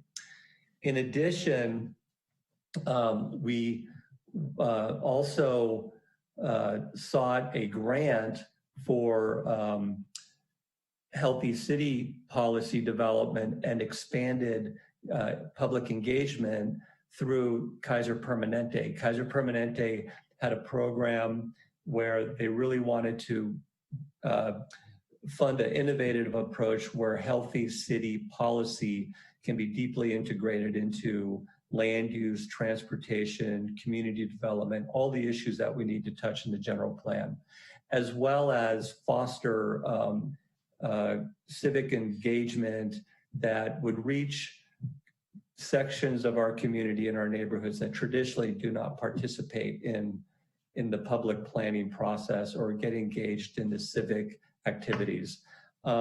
We were very fortunate then at the end of the year to learn that we received that grant. So now kind of jumping into 2020, to give you a preview, we were able to then have this expanded comprehensive general plan update go forward. We received proposals from consultants and awarded the contract to PlaceWorks MIG, a combination of planning firms that had the capacity and expertise to bring us through a 3-year program, which we commenced the project in March of this year. And since the COVID crisis really slowed down our community, shut us all in and forced us to work remotely, the team has actually been very productive working on background studies that will establish the community profile on a variety of issues, including land use, housing, circulation, as well as a market demand analysis, which will help frame or inform how alternatives will be developed in subsequent year 2 of this program. Right now, we're in year 1 of the general plan update. Also, very importantly, we started right away to look at our public engagement strategy. And if I could have you switch to the next slide, please. This chart shows a bar that stretches continuously across the 3-year timeline, which represents how public engagement will run concurrent to all the different steps throughout the general plan preparation. And the first thing that we wanted to do with our public engagement is to develop a toolkit that we would use throughout this 3-year time frame. And that toolkit resulted in the preparation of a community involvement strategy that we have now out for public review and is also the topic of 2 upcoming community conversation meetings on July 18th and the 25th. The meeting on the 25th will be a Spanish language program.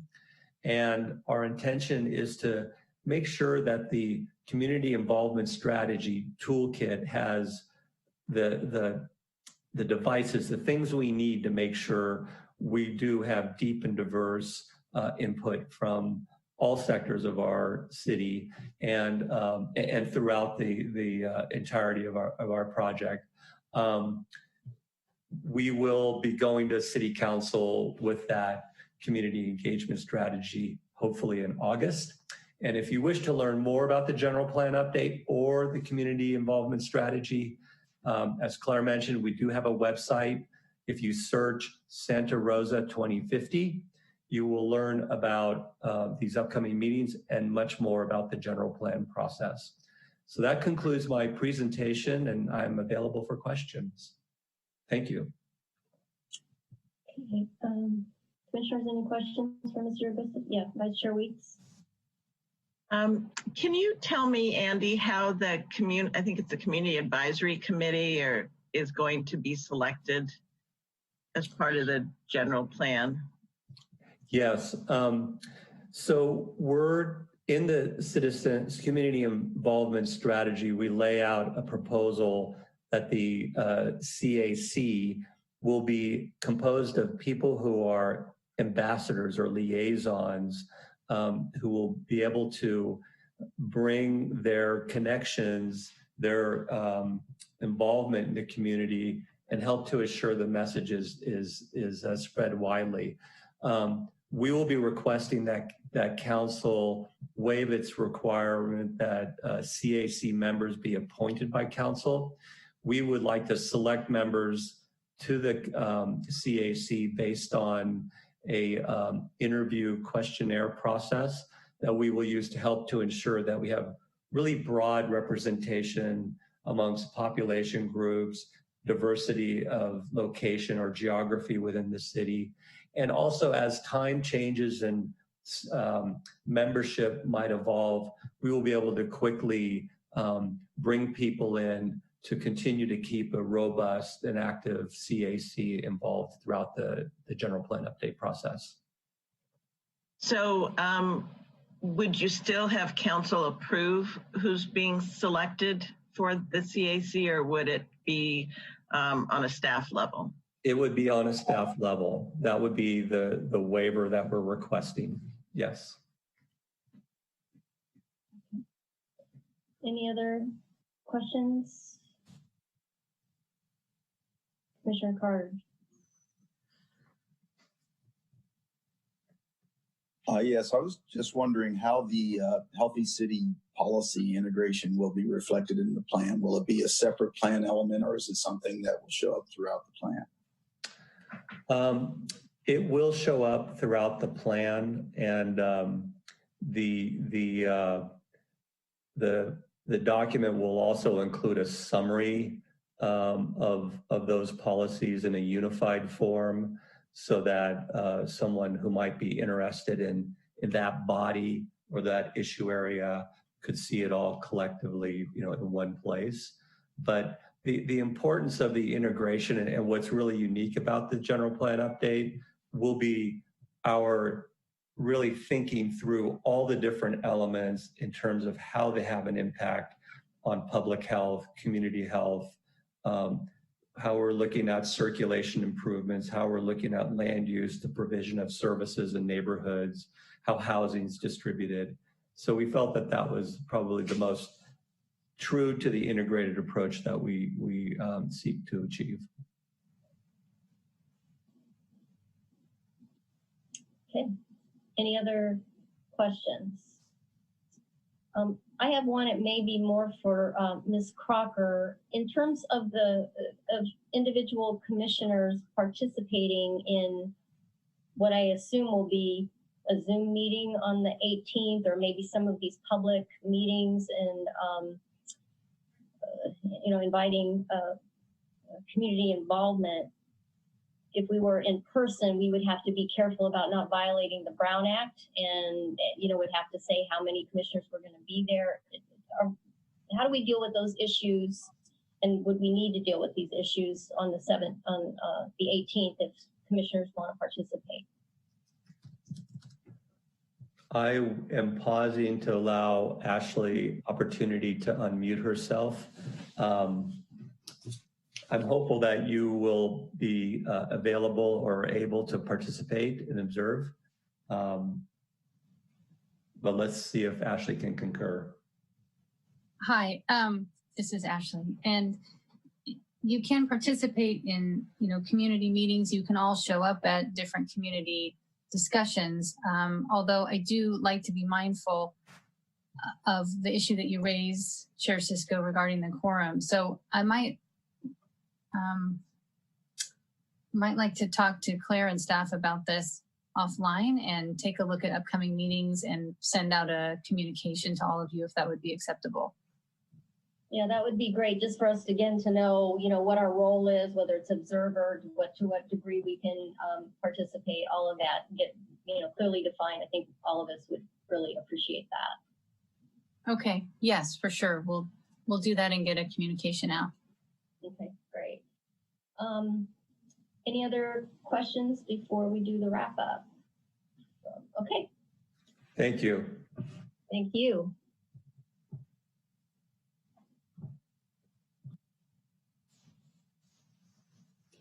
So next slide, please.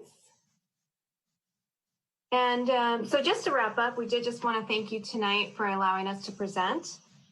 This is a lot of information, and there is, for those that have not read it, a corresponding report. And we will be posting that on the website. So if folks from the public could go to our website that houses our existing general plan, you'll see all the previous annual reports there. So this 2019 report will end up there after it's finalized. So after tonight, there is no formal acceptance or action required by your commission. This will be going to the City Council on consent July 21st. And at this point, we can answer any other questions that you may have. Okay, great. Thank you, Ms. Lyle.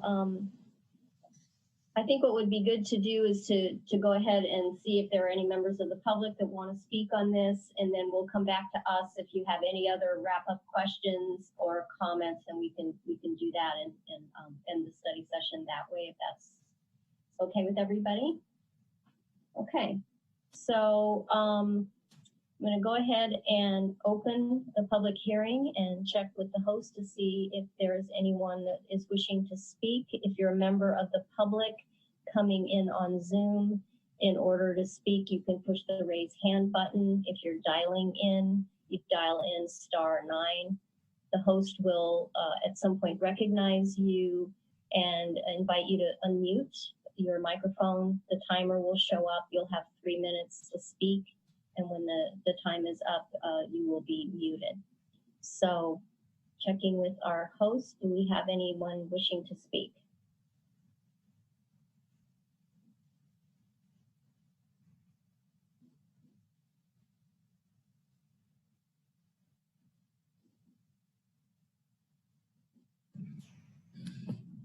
One second, Chair Cisco. Okay. It looks like we have somebody raising their hand, but we're having a technical issue. It'll be one moment. Okay. All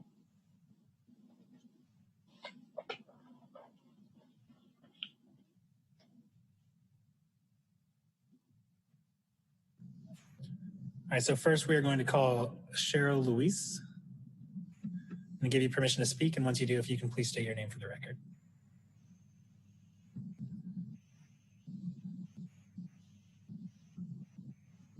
Cheryl, you can now unmute yourself.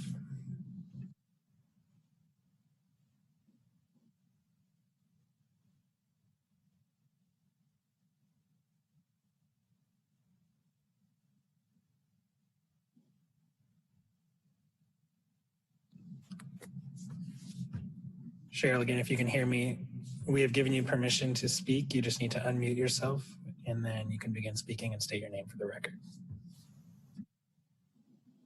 My name is Cheryl Louise, and it must be an accident. I do not wish to speak. Thank you.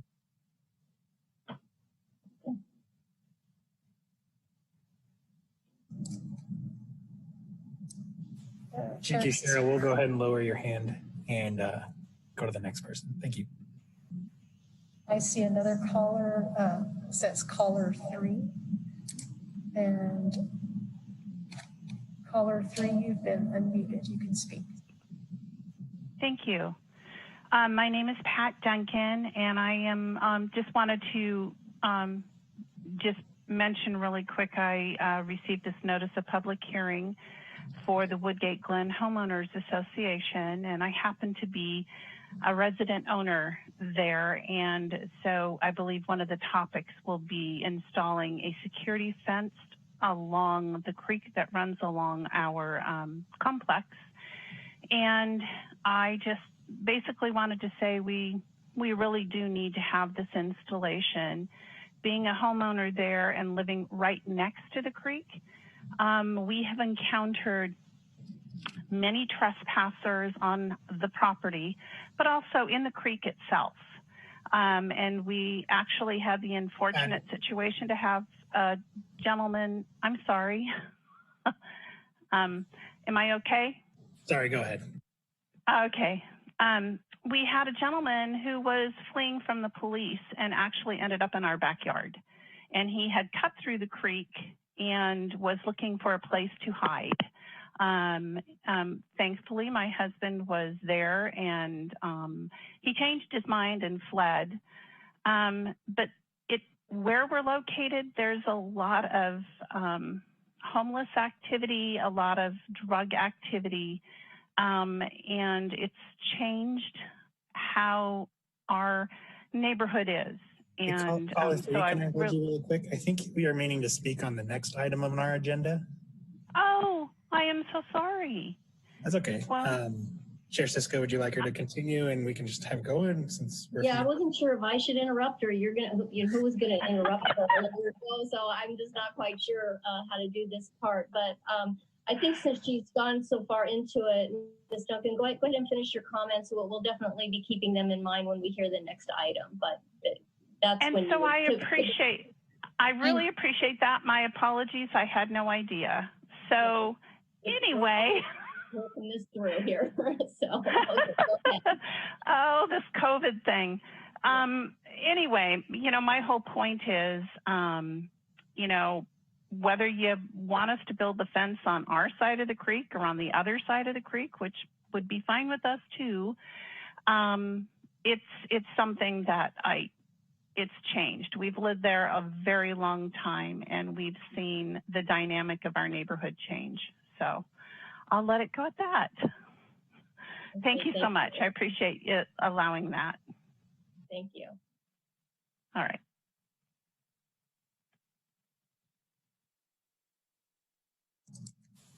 Chair Cisco, I don't see any other raised hands at this time. Okay, great. So, and we can go back to the commission when we can.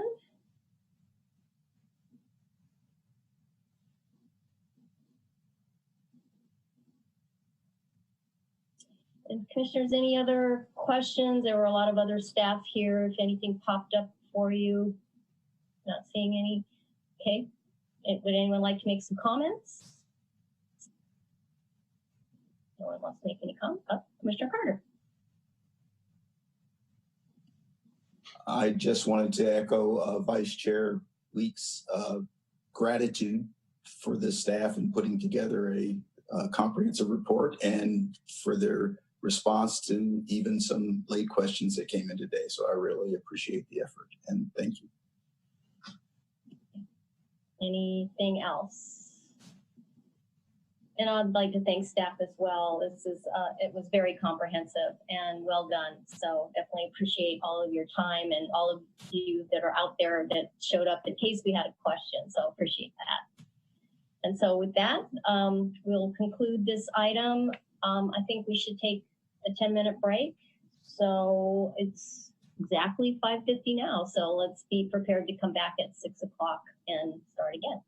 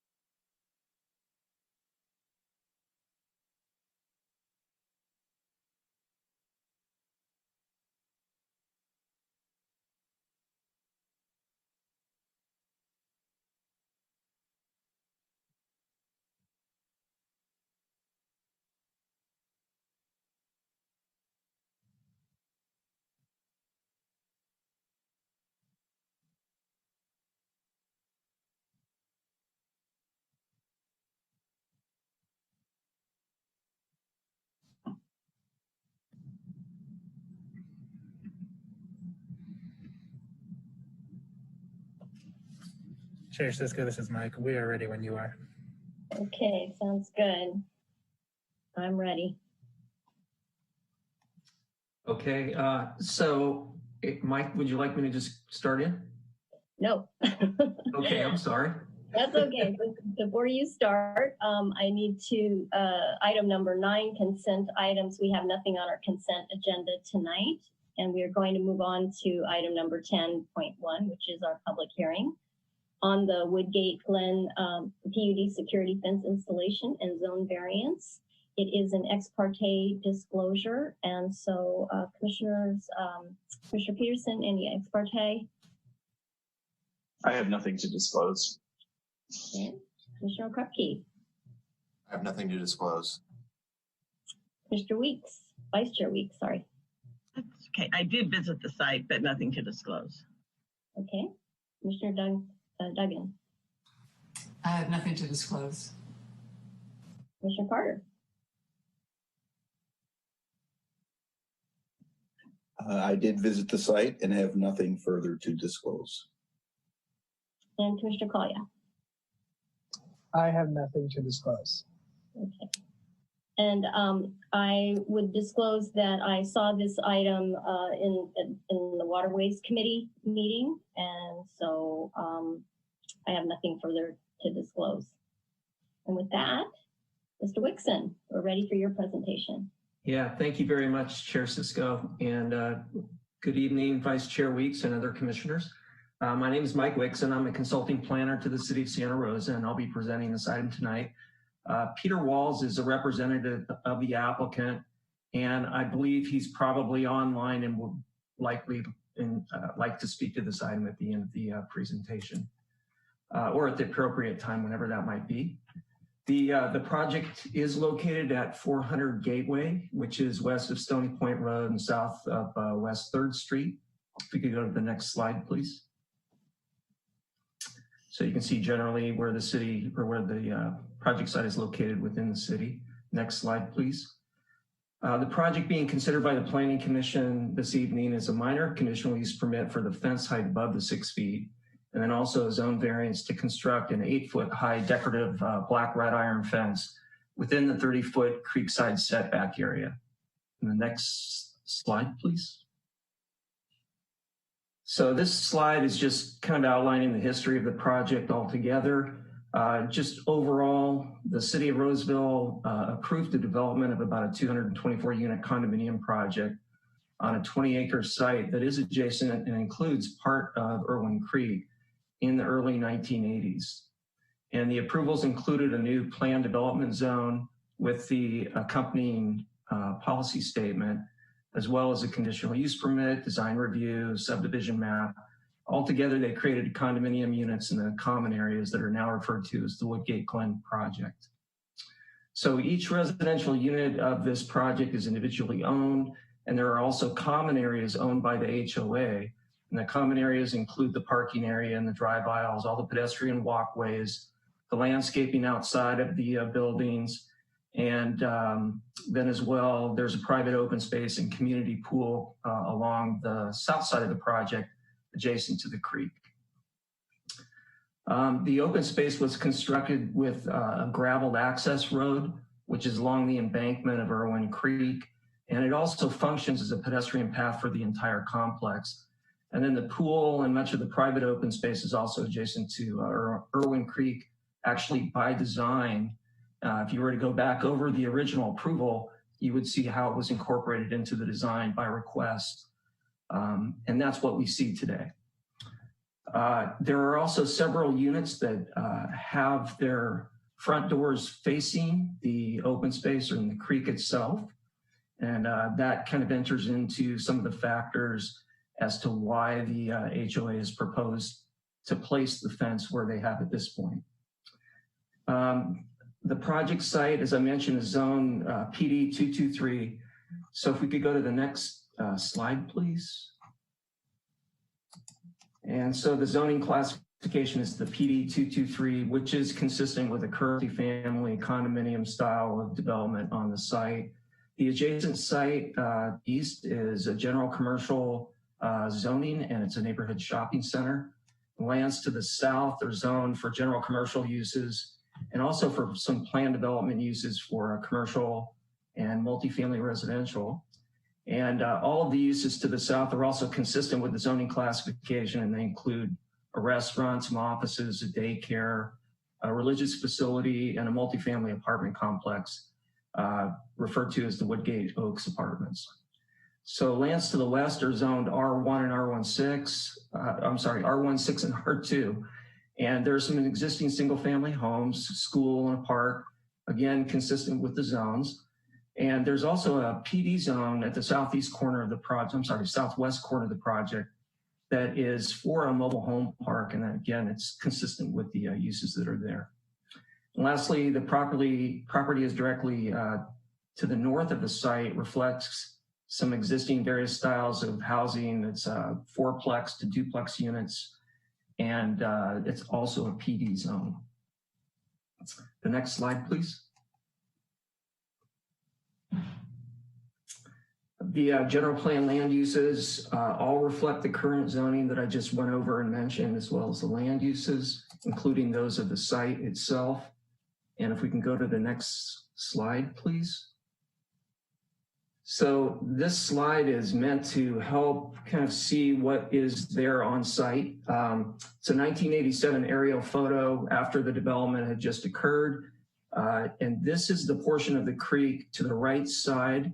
I'll just orient you to the photo.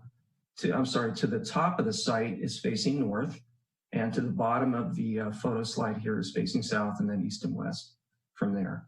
So the creek is running through the property on the south side. So you can see the trees from the aerial, and that represents the creek. And the project itself is north of that, or on the top side. And then the Woodgate Apartments are on the south side. So you can also see that there's a graveled road that is adjacent to the street in between the apartment units, or the condominiums, and the creek itself. And so I just wanted to show this slide so you could get a really good overview that there is this graveled road in between the development itself and the creek embankment. So if we could go to the next slide, please. I also wanted to mention that graveled road access is also part of a larger pedestrian path that loops through the project site. And that was originally approved as part of the project site itself, or the project itself. So this is the actual map that was submitted by the applicant. It's a little difficult to read. To the left side of the page is facing north. So if you were to orient it to the photo before, that would have been the top of the page. So we've tried to do an aerial imaging here that we put it onto an aerial photo. So if you can go to the next slide, this will help orient the commissioners to how that basically that map kind of fits onto an aerial, so you can see it in kind of in a live setting. So you can see it stretches from the east side of the project site to the west. The applicant is proposing the fence in between the gravel access road and along the embankment of the street. And again, the southern property line of the project follows the approximate center line of Irwin Creek. And then that fence would be between the creek itself and the graveled roadway. If we can go to the next slide, please. So this is meant again to show the location of the fence in relation to the developed site. And so it's on the north side of the creek.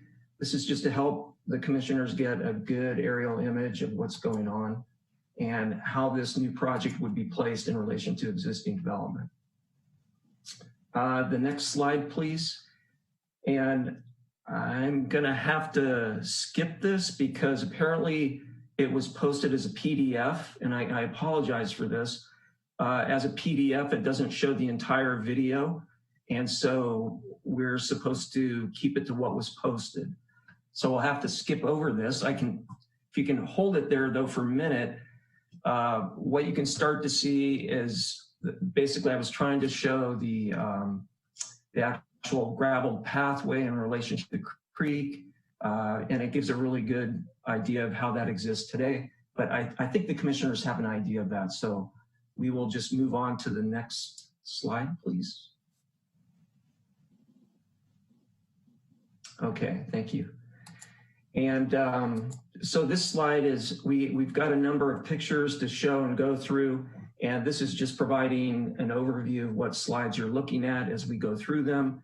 From the right, we started pictures 1 and 2, and then we'll end up on the west or left side of the project as we kind of walk through it. So if you could go to the next slide, please. Okay, here we're at the east side of the project, kind of over by the commercial development and the neighborhood shopping center. And this is a portion of an existing fence that actually looks like it's constructed at this time. And this is what the fence will look like, photo on the left. And that was constructed some time ago, basically to try to limit the undesirable foot traffic that was coming into the site from the commercial center.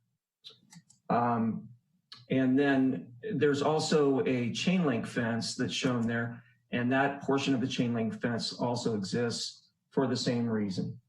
And that is also on site right now. So if we can go to the next pictures. So pictures 3 and 4 here are depicting the existing fence for some of the uses to the south. And it gives an example. You have to look a little closer, but you'll see some of the trash that's there from day to day that the applicants encounter and what they're trying to address with this fence. If we can go to the next picture. And this slide shows a little bit of what the existing conditions are like in the creek. I mean, this is the creek bed itself in some places. You can see it's more of a swale in some places. You can also see the outfall, a pipe culvert outfalling to the creek swale itself. You'll also notice that there's a part of a chain link fence. I shouldn't say chain link, it's pipe and chain really, that starts to begin here. So it just gives a little more information on what's existing out there already. If we can go to the next slide, please. So this is looking south again to the spiritual center across the way. And again, it's with the image I'm looking at, it's hard to see it, but there is a fence there, basically along the spiritual center part of the creek. And you can again see the drainage culverts and some of that pipe and chain fencing that exists along the edge of the pathway between the creek and the gravel pathway. So this is a similar location where the new fence would be. So we can go to the next pictures, please. Okay, and this is a little bit further west, and it's going towards the west end of the site, almost getting to the pool that is in the open space. And again, you can see the pipe and chain fence that does exist between the creek and the pathway. And this is along a portion of the site, and that already exists. You can also see in the next picture, picture 10, some of the fencing that exists along the mobile home park. And this is at a place where it's getting very close to the creek, and it's actually used as an access to the JX Wilson School. If we can go to the next slide, please. So now these slides are, the next few sets of slides we have here are meant to show the location at the west end of the project, but these are photo montages of what the fence would look like should it be approved tonight. And this is meant to just give an idea of where it would be placed, as well as what it would look like and how you could see through the fence and out into the creek area. So this project would place the creek right at the edge of the setback at the embankment itself, and therefore it is within that 30-foot required setback from the creekside area. But there are reasons for that, and I'll go over that in a little bit. But just wanted to give an image of what the project would be like itself. So if we can go to the next slide, please. And this also shows the emergency vehicle access gate between the project site and then also the Woodgate Apartments to the south. And so this is what it would look like. This is where the emergency access would be gained or egress would occur should there be an emergency event. As well as any other emergency event would allow access clearly out to 3rd Street so that those would be their 2 main points of egress should any kind of an emergency occur. There are also some other man gates that would allow for pedestrian access when maintenance is performed in the creek. And I just wanted to highlight that the subdivision or the condominium project, when it was created, also created a series of easements along the creek. And then there were some improvements made to the creek to allow for proper drainage, but it also lets the city get in there to do its maintenance. And the way that this fence is designed not only allows the city to do its maintenance, but the fence sections can actually be picked up and removed. So each 8-foot section could individually be removed if needed in order for the city to do its maintenance or the HOA to do their share of the maintenance. What I didn't mention is the HOA also does the more routine day-to-day maintenance in this creek. And so that's why they've designed it the way that they have at this point.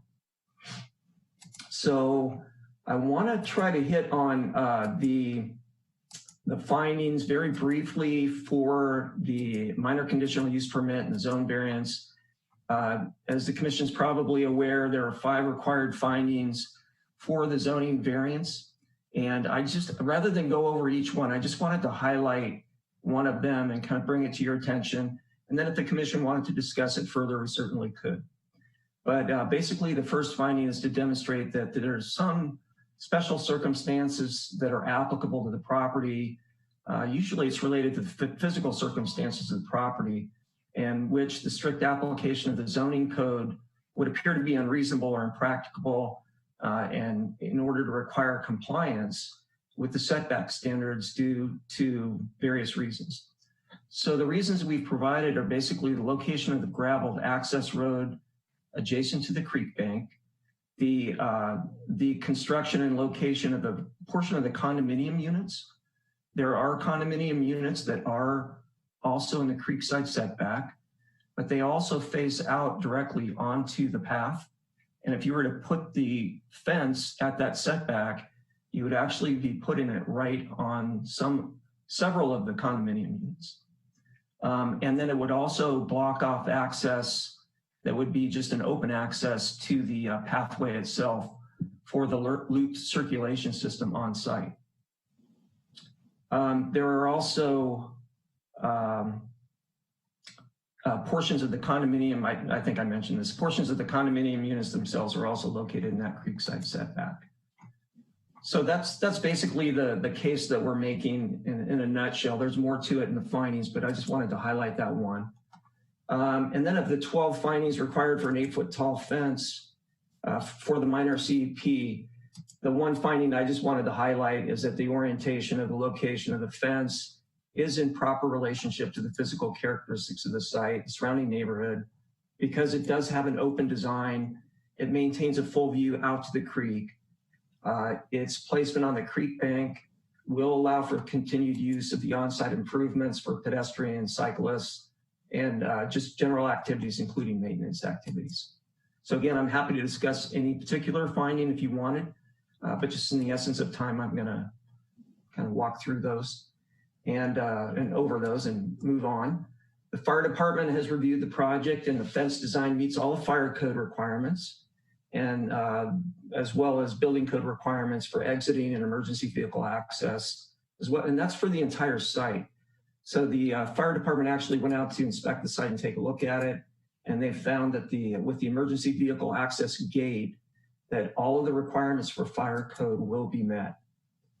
There are conditions of approval included to ensure that the gate will meet the current emergency vehicle access requirements so that that would be properly addressed. Then the engineering division has also reviewed the project and determined that the project will allow adequate stormwater flow. Basically, the design of the fence won't block any overflow of the banks as it has been designed, and that there are standard conditions of approval also recommended and included from the engineering division for the project.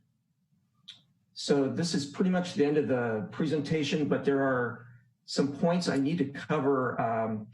And so if you can just bear with me, I'll run through this. The Waterways Advisory Committee did consider this item in 2019, as Chair Cisco mentioned. And generally, the committee was in support of the project. They were supportive of the project, and saw it primarily as a reasonable solution for addressing some ongoing issues. The committee considered the private ownership of this reach of the creek. This reach of the creek is privately owned. There's a low value of the riparian area and its habitat in this reach of the creek. There are no formally adopted plans for a public walkway or bikeway along this reach of Irwin Creek. The extent of the use of the culverts, both upstream and downstream, as well as midstream, to divert high flows in a storm event were considered. That even though it was privately owned, there's a series of easements along the creek that allow for maintenance for the creek, both by the HOA and by the city. And those easements would be unaffected. And so proper maintenance would be maintained. There were no trees being removed or as proposed with the project. And there was only some limited trimming needed for the posts to be installed and the fencing to be installed along the creek itself. And then the existing conditions on site also appeared to limit other options that might be available to them. So I think that also played into their general support of the project. The Waterways Committee also understood, it was presented that the applicant would likely need to consult with the State Department of Fish and Game. So there is potentially a need to obtain a Section 1600 stream alteration agreement. And that will be determined when they consult with the Department of Fish and Wildlife and determine if in fact that is needed. And of course, if that is needed, they would have to apply for that. Then following the December meeting by the Waterways Committee, there was also a neighborhood committee meeting or a neighborhood meeting. That was in January 2020. And it was very well attended. It was actually very well attended by all residents. So everybody that was in attendance at that meeting was a resident of the project itself. There were no public attendees from outside the project. So in general, again, all of the residents of the project seemed to support the project when asked. There were some concerns that were expressed, which I'll go over in a little bit, but having those being addressed by the HOA, one of them being the cost of the fence. So we heard over and over that the cost of the fence was a concern. This is one of those items that the city was not involving itself in, because that's really more between the HOA and then the residents themselves. So being the case that the city wouldn't involve itself in that kind of an issue, the other issues that seemed to be brought up were ongoing maintenance of the site. There were other issues raised about emergency access to the school, tree removal, and riparian area impacts, which some of that I just covered. So emergency access, I mentioned, in the event of an emergency, would be back out to 3rd Street or through the emergency vehicle access out to Woodgate Apartments. There are, I wanted to hit a detail point here. There are about 3 man gates that are proposed along the fence itself at various points for maintenance. And the residents wanted to know if those would be actually accessible to the residents, if they could go in and out. The design of the project right now does not allow for that. So it would require that the residents utilize the access back out to 3rd Street for just normal day-to-day access. But they could still continue to use the looped gravel road as part of their system of open space within it. And so that's something that the HOA had by design included. And of course, if the HOA wanted, they could always modify that to their own liking.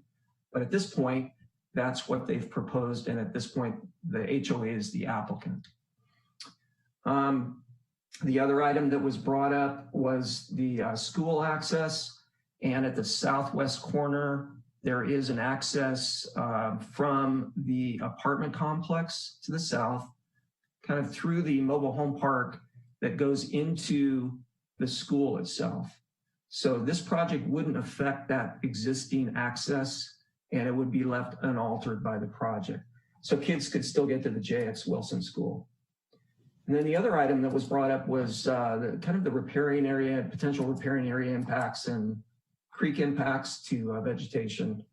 And again, this was seen as having a low level of value for habitat.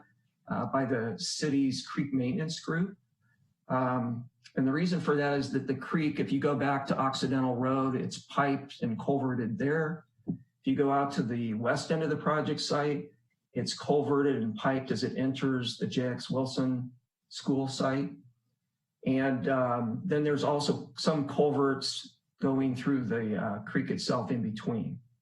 And then there's also another culvert that takes out the high flow that goes to the north. So there's quite a few little modifications that have been done to the creek in this area that kind of lend itself to a low value area.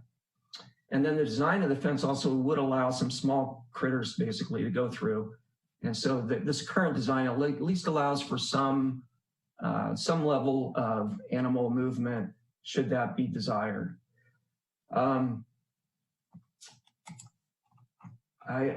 other thing I wanted to point out is that a number of the residents were thinking that this would be an absolute answer to safety and security.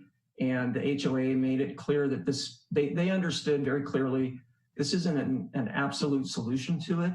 This is their best attempt at trying to provide a reasonable solution going forward for safety and security for its residents. So it was meant to be more of a practical solution rather than a complete solution. And if you had read some of the letters, if you were able to read those, you can see that there are ongoing issues related to people who don't actually live at the facility or at the condominiums are traveling through the site and creating issues. So I think I covered the cost of the fence itself. That was a concern. There were, just about to wrap this up, so bear with me. There were some late correspondence that was received. I think you got 3 of those letters that were received, and 2 of those were in support and 1 was in opposition. And then there was another few letters that I received late this afternoon. And of those letters, one of them I responded to. There was just a series of questions from a resident at 355 Gateway. And basically those questions have been answered and discussed in the presentation I just went over. And then there was also another letter received from Mr. Larry Hyman at 379 Woodgate, who objected to the project. And if you were able to read Mrs. Cook's letter, basically he's in agreement with Ms. Cook on her reasons for opposing the project. So in summary, we've reviewed the project and provided the findings and conditions of approval for an approval of both the minor CUP and variance applications. The findings have also been made that would exempt the project from CEQA review. And that concludes my presentation. Thank you for bearing with me here. And then I believe Peter Walls might be on the phone or available for questions, as well as the applicant. He might also want to speak to the project itself. And that's it. Okay, great. Thank you, Mr. Wixon. Commissioners, any questions of Mr. Wixon right now before we move on? Okay. And as well as applicant, would you like to speak, give a presentation to us?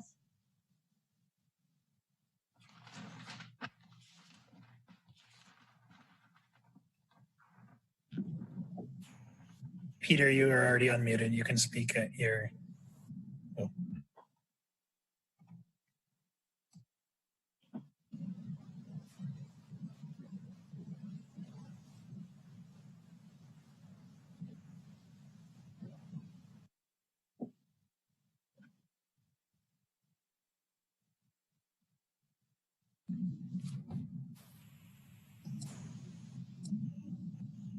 Peter, we have given you the permission to unmute yourself, and you can do so at your discretion and begin speaking.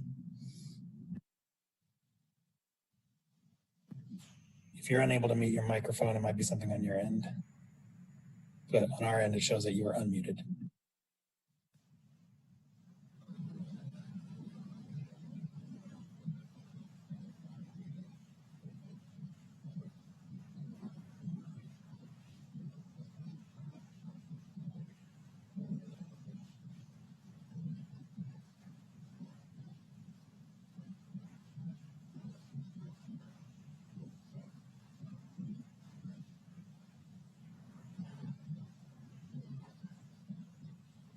Project Planner Wixon, it might be worth reaching out to Peter and see if he can call into the meeting. It doesn't appear that his microphone is working.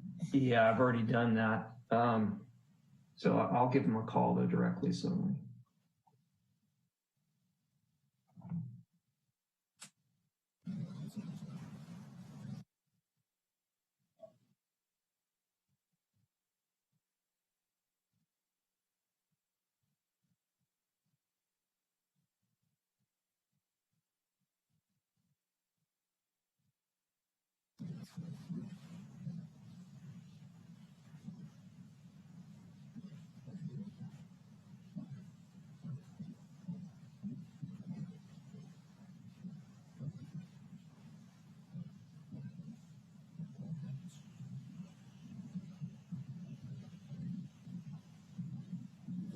Yeah, Mr. Walls, it appears that your microphone was unmuted, but you may not have a microphone synced to your computer or device that you're using for this call. So you might have to go into your settings and set up a device that allows audio. Okay. Hey, Mike, look, if we can try this, I will put him on speaker and let's give this a try. Okay, go ahead, Peter. Good evening, Commissioners. I apologize for the technical difficulties, but hopefully you can hear me now. My name is Peter Walls, and I'm the attorney for the applicant, Woodgate Glen Owners Association.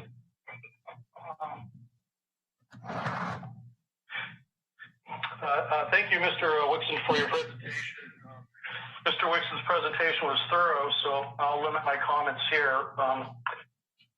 In summary, Woodgate Glen Owners Association is seeking a variance to the zoning code to allow the proposed fence to be constructed within the 30-foot setback area measured from the top of the creek bank, and is seeking a conditional use permit to allow the proposed fence to be 8 feet above the wall.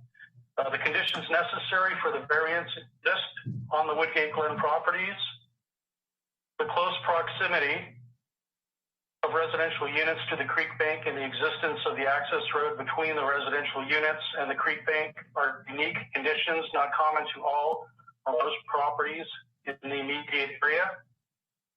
Hardship particular to the property exists as the entirety of its southern boundary is unfenced, resulting in a documented security risk. Variance is necessary for the Woodgate Glen residents to gain the basic property right of their persons and property being secure in their homes. The variance will not adversely affect adjacent property owners and will not be in conflict with the public interest or the purposes and intent of the zoning code or general plan. Rather, it will allow Woodgate Glen to have a fence along the creek, which is a security feature now enjoyed by most of the neighboring properties, and will lead to the long-term preservation of the creek bank. The Woodgate Glen board has put much thought into the construction and of the proposed fence, and believes that it best achieves three primary goals. First and foremost, the construction of the fence will promote the safety of the Woodgate Glen residents and their properties by eliminating non-authorized access from Irwin Creek to the Woodgate Glen properties and eliminating the non-authorized use of the Woodgate Glen properties as a thoroughfare between West 3rd Street and Occidental Road and the Stony Point Plaza Shopping Center. The residential and vehicle burglaries, vandalism, and suspicious person responses occurring within the Woodgate Glen properties, as noted in the association's zoning variance application, have continued as reflected in the public correspondence, including disturbing resident encounters with trespassers. Second, the construction of the fence will promote the long-term preservation of Irwin Creek by reducing what has become significant erosion of the creek bank caused by persons and bicycles crossing Irwin Creek, and by reducing loitering and other activities within Irwin Creek, leading to trash accumulation in the creek and the pollution of the creek.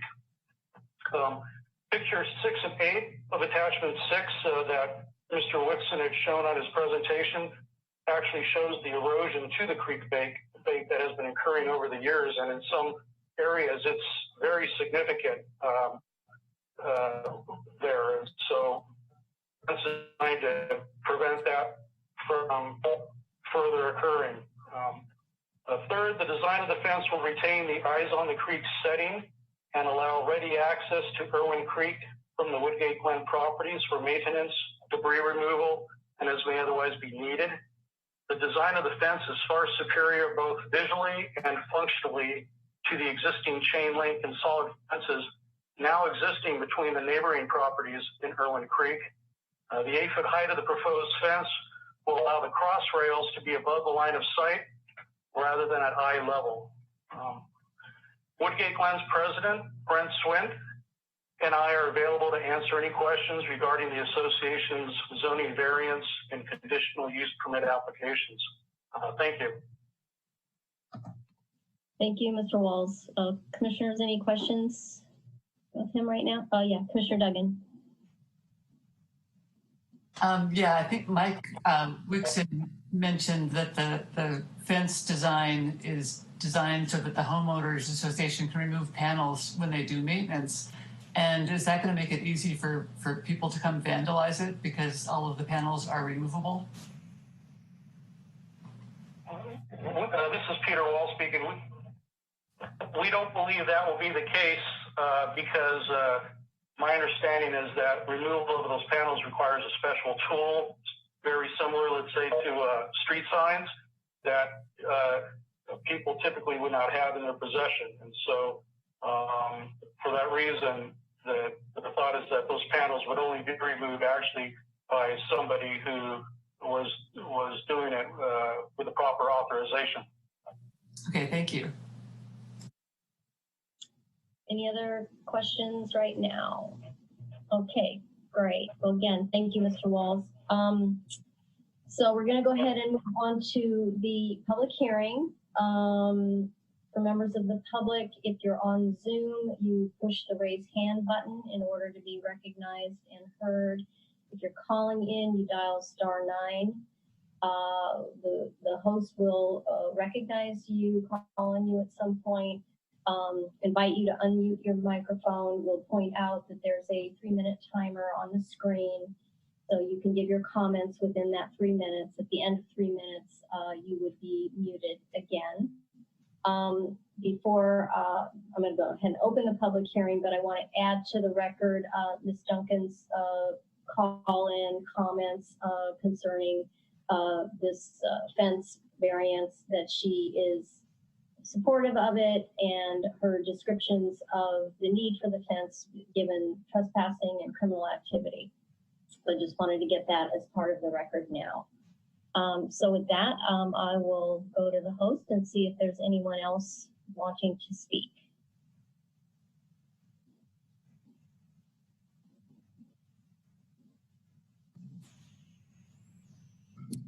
Chair Cisco, at this time, no one is raising their hands. Okay. All right. That was simple. So, hold on. Looks like Jan Story just rose her hand. Okay. Give her permission to speak. Okay. All right, Jan, I just gave you permission. You can unmute yourself at will, and then if you can please introduce yourself for the record. Okay, first of all, you're expecting someone else. I am Jan Story, but I'm a guy. The fence is something that we've been working toward now for almost 4 years. And you've heard all of the reasons: the trespassing, the drug use, the fact that there are multiple ways out of the complex along the creek that are used by burglars, transients, just general cutting through our property. And we see the fence as about the only solution. We used to have a chain across the division between Woodgate Glen and the Woodgate Apartments, and that has been regularly cut.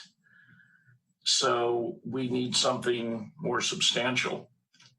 And I hope you guys agree. Thank you. Thank you. And anyone else? Yes, it appears we have a Larry. One moment.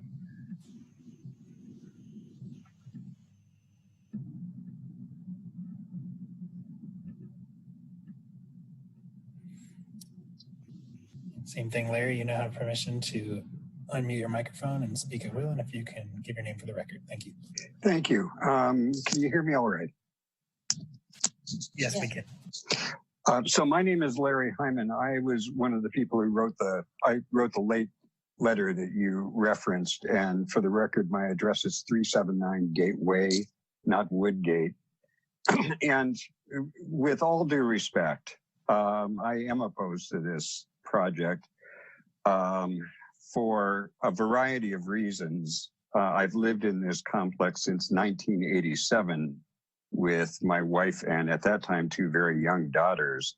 I do have one question that's very unclear on any of the documentation, and that is that, as you know, there is a chain link fence gate that connects Woodgate Glen, not the apartments, but Woodgate Glen on the western end of the property to Jax Wilson School site.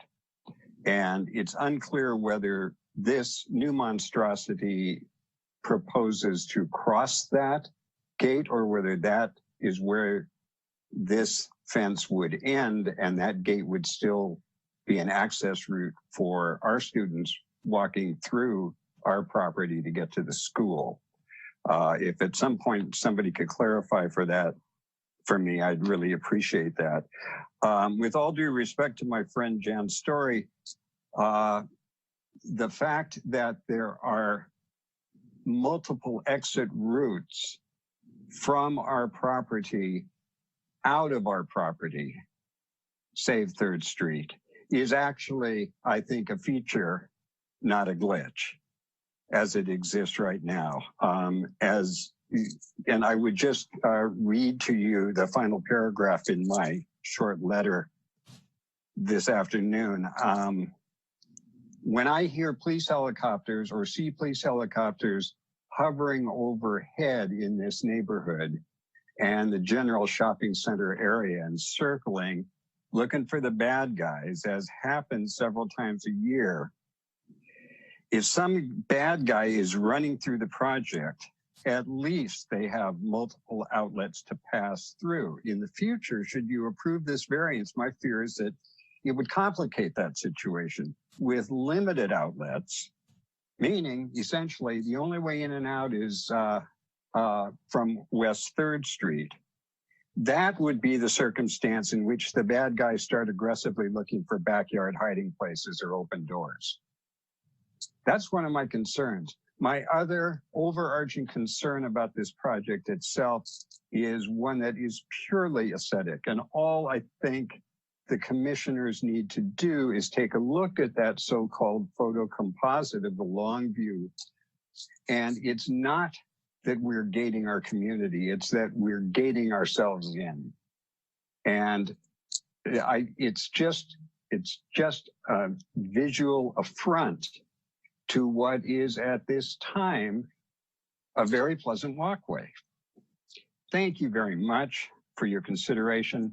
Good luck with this, folks, and I appreciate you hearing me out. Thank you, Mr. Hyman. Thank you. It looks like we have another person with their hand raised. Okay, great. Just one moment. Their name is Brent Swift. Brent, if you can unmute yourself and begin speaking at your discretion.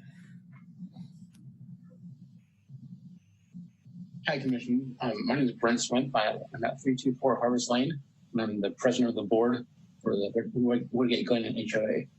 To answer Larry's question about the fence at the school, the gate at the school, there's 2 issues that we're trying to deal with. So the fence will cut off that gate from our community to the school, but there's also access still from the front of our community to the school.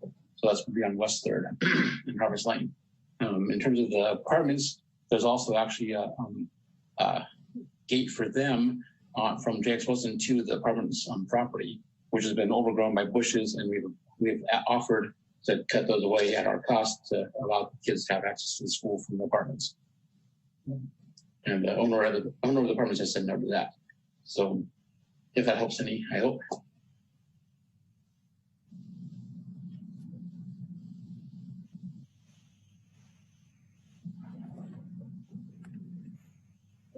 Okay, you've concluded your comments. Anyone else?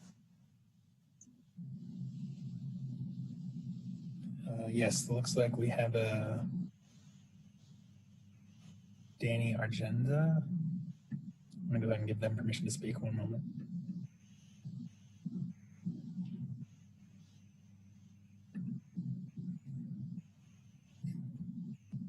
Hello, can you hear me? Yes. Yes, we can. Okay, so my name is Dania. I reside in the Woodgate Oaks apartment area. So I want to thank you guys for putting this presentation together and answered a lot of the questions and concerns that I had. Most of the concerns were related to just equitable access to the school entrance, which you guys cleared up. So I'm kind of happy to hear that. And I also was hoping to get more clarity in terms of how the HOA is going to have accountability on how the creek is going to be maintained, and if there's going to be constant communication between the residents that reside on this side, because we don't really know exactly what's going to happen once the fence is put up. You know, if there's going to be more encampments or more people residing here within the creek and leaving more garbage. So I guess what I wanted to know was more of the accountability portion and the communication portion, and how both areas are going to communicate in case something does come up, and you know, if any illegal activity comes up or anything like that, who it is that we contact on the other side on Woodgate Glen. I yield my time. Thank you. Okay, thank you. And it looks like we have a couple hand raised, but unfortunately they have already spoken and they only have one opportunity to speak during public hearing comments. Okay. And at this time, no one new is raising their hand. Okay, great. Mr. Walls, hopefully you're still there. We give the applicant an opportunity to address the concerns that were brought up by the public. I realize that Mr. Swint did attempt to explain the fence and gate issue with the school, but if you wouldn't mind going through that as well, if you heard those questions. So you are on, Peter. Excuse me, can I just interject? Can I interject for one moment? This is Ashley Crocker. Patty, Chair Cisco, are you intending to close the public hearing before I'm sorry, I did need to close the public hearing. Thank you. I don't have a gavel anymore. I know. Thank you. Okay, sorry. Okay, so Peter, I think you can go ahead now. Okay, thank you. The question that was raised about the maintaining the Irwin Creek area, the association has maintained that routinely in the past and will continue to do so. It is certainly believed that the frequency of people being in the creek area will be greatly reduced by the construction of the fence, because there will not be the attraction of people being able to be in the creek area and have access to the Woodgate Glen properties, whether it's to, go over the properties to access 3rd Street, or to go into the recycling, for example, to take recyclable goods. Those types of attractions that are there now to somebody who may be in the creek area would be eliminated. And so it's hoped that that's going to reduce the frequency of persons in that creek area where they don't belong, because that's private property. But certainly the association will continue to monitor the area and certainly take all actions against people that don't belong there.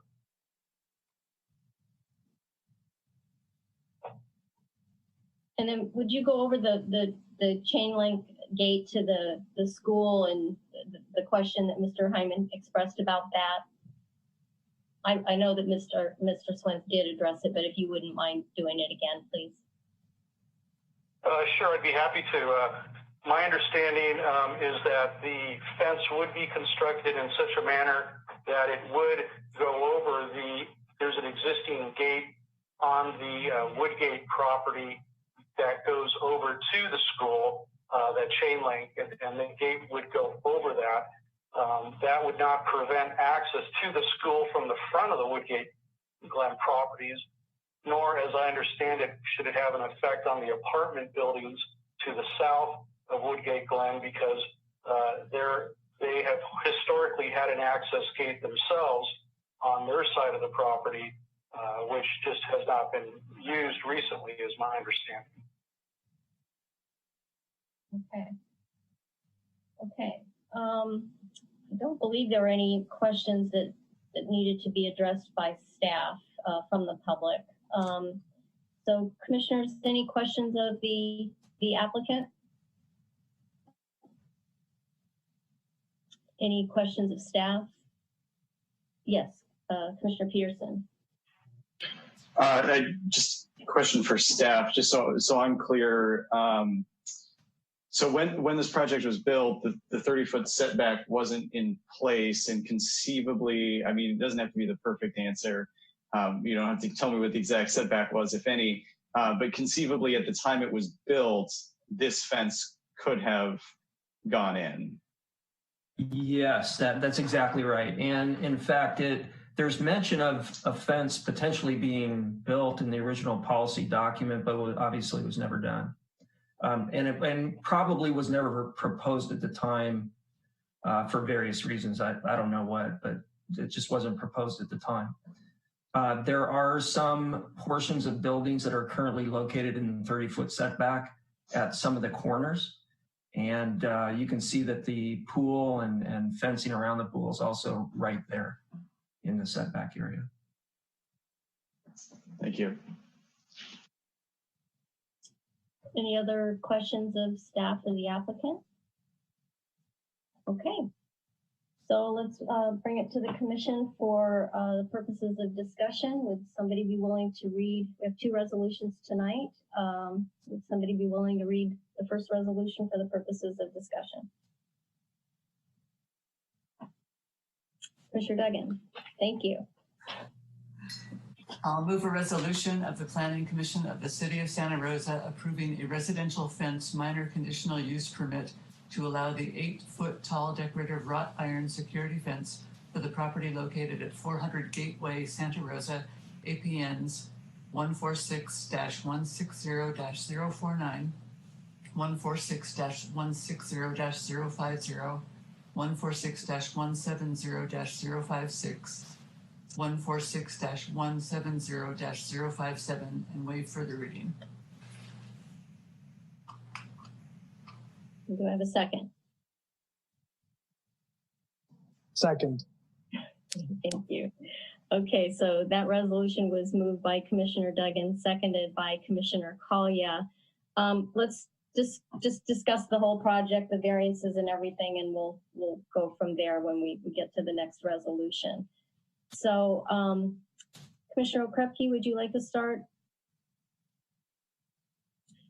I can make all the required findings and we'll be voting in the affirmative. Great. Vice Chair Weeks? I also can make all the findings, and I think it's a logical solution to a problem. And as I said, I can make all the findings and will be supportive. Great. Commissioner Duggan?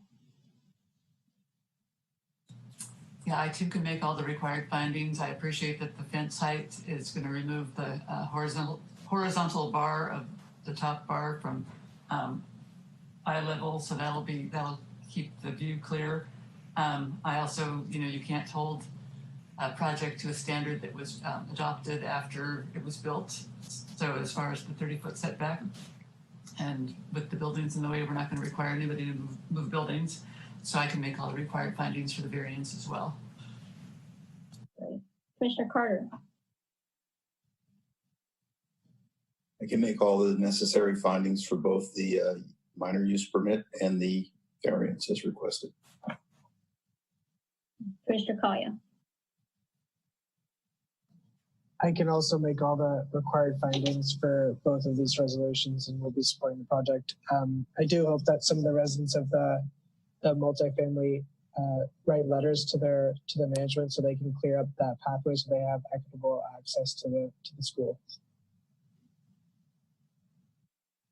And I just lost Commissioner Peterson. Where'd you go? There he is. Okay.